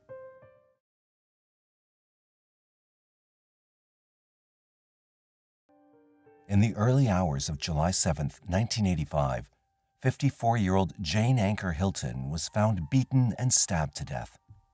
She was discovered in a bedroom at her employer's house, a house she moved into only the previous day, seeking refuge from a troubled marriage. Jane was discovered by two fellow housemates and her own daughter, Autumn. The murder made no sense, and the case dragged for 14 years, until two new detectives reopened the cold case in 1999. A misquote in an article led investigators to point the finger at Ricky Davis. Davis was eventually tried for the crime and convicted, all the while proclaiming his innocence. Determined not to give up, he sought help from the same justice system that put him behind bars. 15 years later, Davis was exonerated and the real killer found thanks to genetic genealogy testing and the determination of a group called the Innocence Project, who were determined to find the truth. Jane was a familiar face around El Dorado Hills, California. She was a columnist for Foothill Times. She often covered social events in and around town for the paper. Jane had 6 children whom she loved and often wrote poetry to help inspire them daily. She'd been working toward getting her real estate license and was married to Archie Hilton in 1984. However, by July 1985, their marriage started to fall apart. It was then she asked her employer, Wilma Klein, for assistance. Klein owned a fairly large home in El Dorado Hills. With her lived her daughter, Maureen Klein, and her boyfriend. Wilma's grandson, Ricky Davis, and his girlfriend, Connie Dahl, also occupied a room at the house. On July 6, 1985, Wilma welcomed Jane and her youngest daughter, 13-year-old Autumn Anchor, into her home. By all accounts, it was a full house. The first night of her new life would prove to be the night her life ended. At 3:30 a.m., Ricky Davis, then 20, and his girlfriend, 19-year-old Connie Dahl, returned from a party to find Autumn lingering about outside. She told them she was out late and afraid her mother was going to be angry. All three made their way into the house. There was blood in the hallway. It was silent as they reached the first room, belonging to Maureen, Ricky's mother. On the bed was the bloodied body of Jane Hilton. She was not breathing. Maureen and her boyfriend had gone on a camping trip and were not home at the time. Ricky and Connie called 911. Paramedics and police arrived, but Jane was pronounced dead at the scene. She had suffered 29 stab wounds, was beaten and bitten on her shoulder. It was a senseless murder, and investigators began to interview those closest to Jane. Archie Hilton, Jane's estranged husband, was interviewed and provided detectives with a solid alibi and DNA. Archie had been the logical choice as he and Jane had been going through a rough patch. He, however, said that the marriage was not over and that there was no trouble between them. He was cleared and all leads went cold. Ricky Davis and Connie Dahl both told investigators they arrived home in the early morning hours and found Autumn waiting outside. When they entered the house, they found the hallway carpet bloodied. The blood trail led them to the master bedroom where they found Jane lying dead on the bloodied mattress. They speculated that an intruder may have been responsible for the murder. For 14 years, the case remained unsolved. The cold case reopened in 1999. El Dorado County Sheriff's detectives Richard Strasser and Rick Fitzgerald were tasked with the investigation. After poring over paperwork, they zoomed in on a news article. Connie Dahl, former girlfriend of Ricky Davis and housemate of Jane Hilton, had given an interview to a reporter. She was quoted saying Hilton's body was lying in bed like someone placed her there in the position she would normally sleep in. This statement seemed to contradict a muffled audio recording of a statement that Davis had previously made. Detective Fitzgerald falsely thought he heard him say the body was found on the floor. Dahl was, at the time, serving a jail sentence in Oregon on unrelated charges. Detectives brought her in for an interview and began a 3-hour-long interrogation. Initially, Dahl stuck to her original story. Over the next 18 months, though, she would be interrogated 4 times. Detectives were found to have used techniques known to increase the chances of a false confession. Dahl was systematically forced into incriminating Davis and Jane's daughter Autumn in the murder. Dahl was threatened with a charge of murder. If she cooperated, though, she'd be given a lenient sentence of manslaughter and serve only a year. Detectives Strasser and Fitzgerald told Dahl that DNA evidence was going to be used to trace the suspect. In truth, no DNA evidence was brought into the case during that period.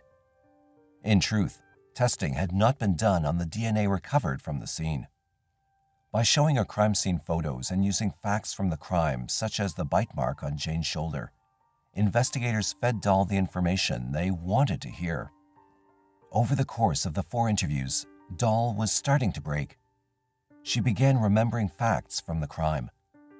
This in turn allowed her to fabricate and create an entirely different account of events from the night of the murder.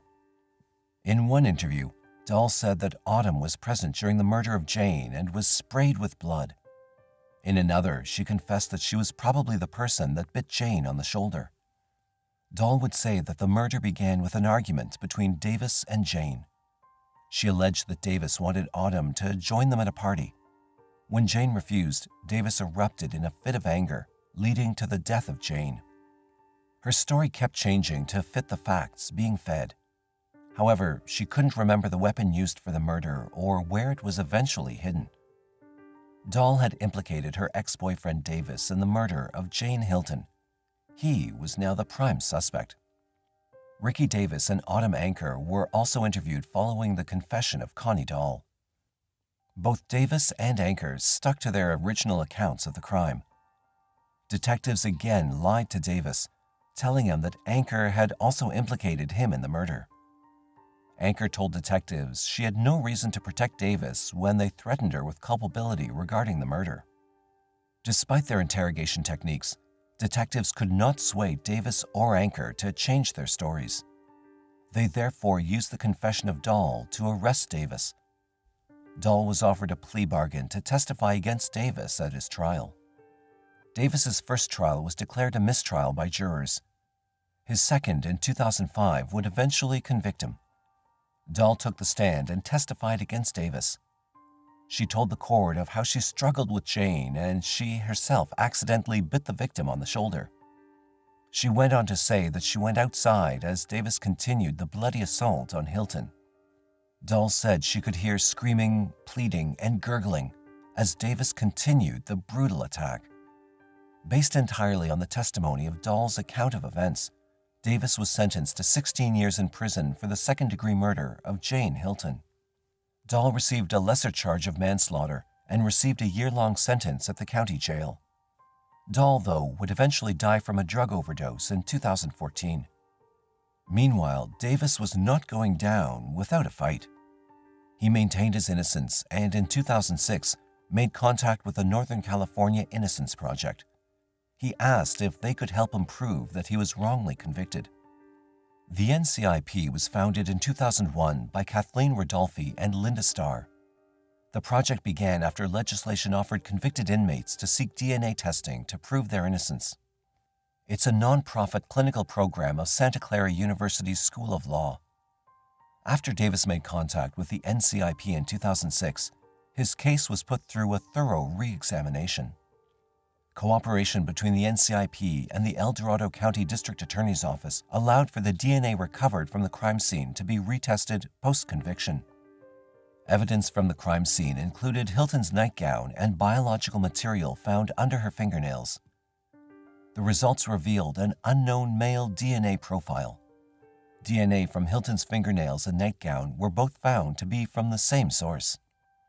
Test results eliminated Davis, Dahl, and Anker. This proved Dahl's testimony was contradictory to the physical evidence and therefore had to have been fabricated. The DNA also proved Archie Hilton innocent. Unfortunately, he had passed away by the time results were released. The DNA profile found was entered into the FBI Combined Index DNA system, CODIS, but no matches were found. Although the evidence seemed to prove Davis's consistent claim of innocence correct, there were some hurdles that still needed to be jumped. The NCIP successfully argued that had the DNA results been presented to the jury during Davis's trial, the outcome would be different. However, until January 2017, the California standard required that new evidence point unerringly to innocence. It was considered an almost unattainable standard. In 2015, a false confession expert, Richard Leo, reviewed transcripts of Dahl's interrogations.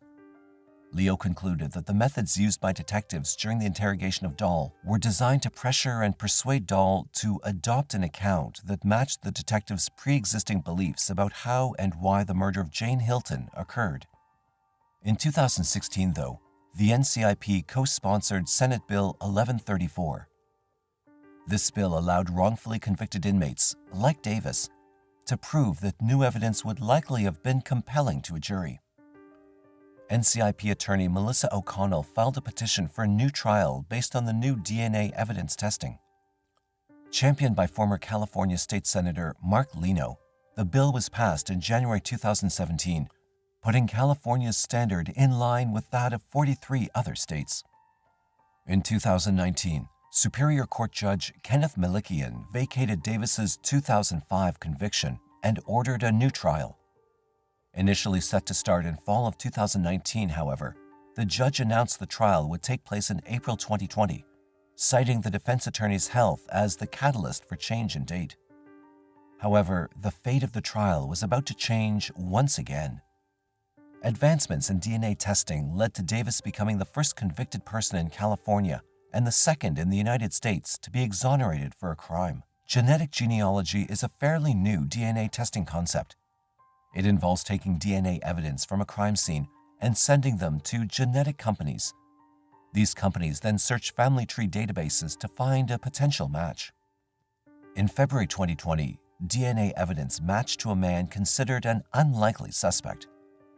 El Dorado County Attorney Vern Pearson announced in February 2020 that a new suspect had been identified as the man linked to the DNA evidence found on Jane Hilton's body.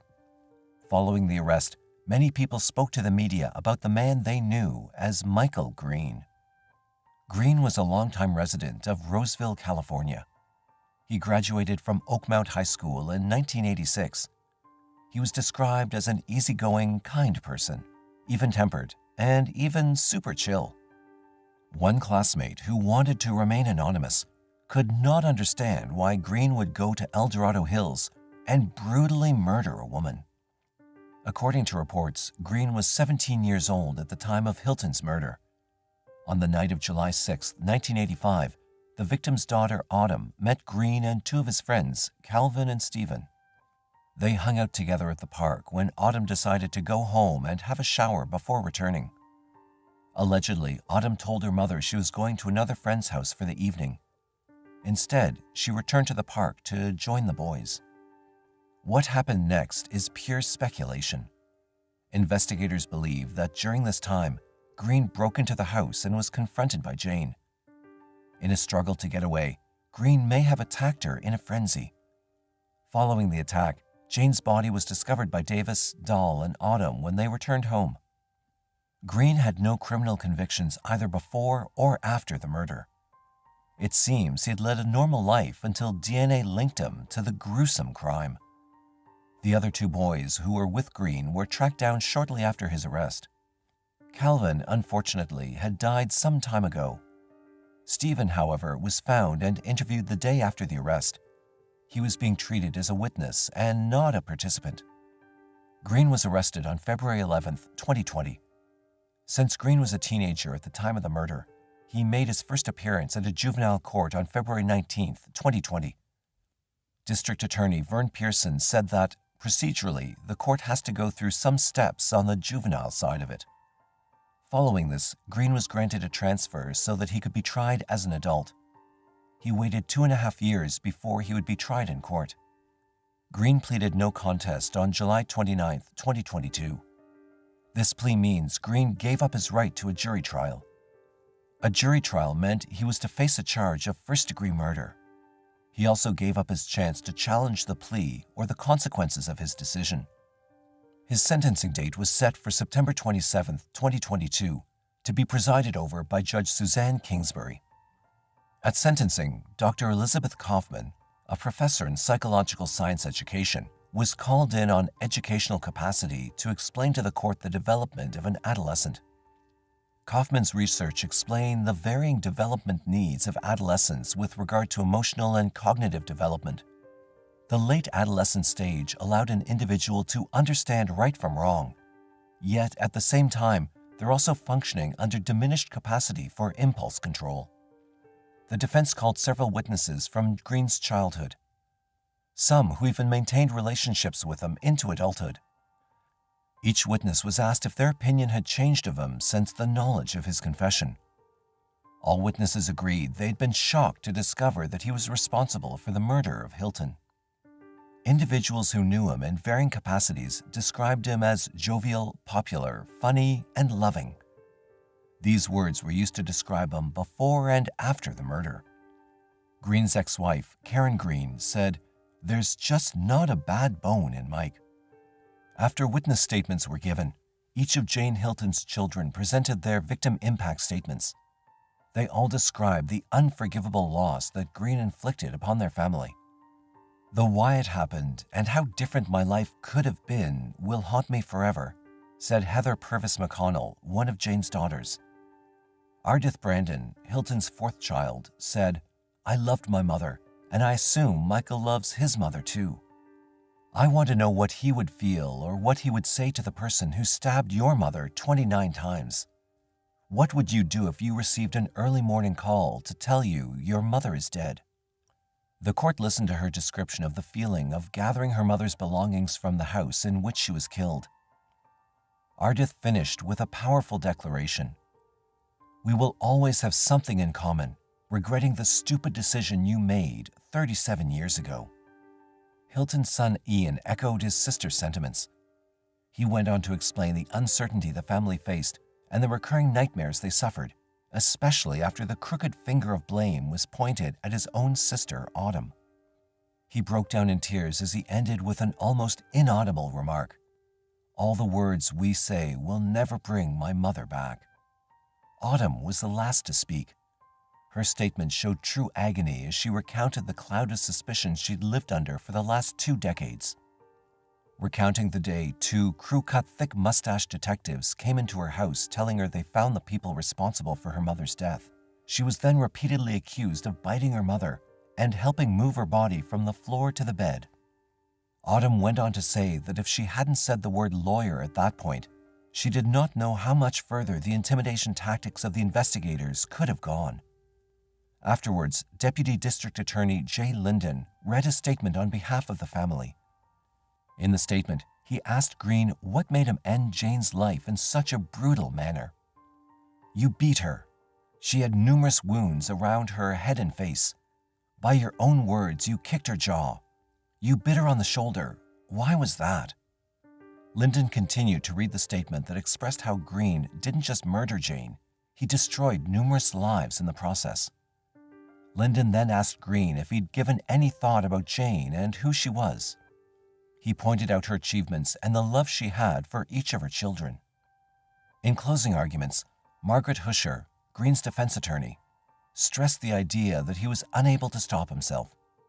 She emphasized that he did not know what he was doing was wrong, as he was an adolescent at the time. This argument was based on the testimony of expert witness Dr. Kaufman. She asked that the court show mercy as she read off the multiple penal codes and rules of the court. Judge Kingsbury interjected by saying, "The court is not going to put him on probation," effectively ending any further comment from the defense. In response, Linden thanked the court and said the application for probation was offensive. He said, "It was a smack to this family who had endured this for decades." Linden stated that he already got away with murder for 37 years. Placing him on probation allowed him to get away with more. Judge Kingsbury said she had heard a multitude of arguments about murder cases surrounding adolescent development. She remarked that after her 26 years on the bench, Jane Hilton's murder was by far the most brutal. Before passing her sentence, Kingsbury asked the family for their forgiveness for the trauma they had suffered, although she was not originally assigned the case. She also hoped they would heal from the pain, as it would have been their mother's wish. Kingsbury then encouraged Green to use all resources at his disposal in the California Department of Rehabilitation. "You're the key to the questions these people have. Doing that could ultimately help you with your outcome as it relates to parole," said Kingsbury. In closing, Kingsbury pointed out that she had heard from his friends that there's a great side to him and that he has much to offer. She also said he was young enough to be released and live a productive life. Green was sentenced to 15 years to life and remanded to the El Dorado County Jail. He will then be transferred to the California Department of Rehabilitation. Restitution will be decided after further consideration by the court. Davis was released on February 13, 2020, and planned to celebrate over pizza with his family. His lawyer, Melissa O'Connell, said he will be entitled to more than $750,000 in state compensation for the wrongful conviction. Although the amount was high enough for him to re-enter society and start afresh, O'Connell said it could not make up for the years of freedom that he lost.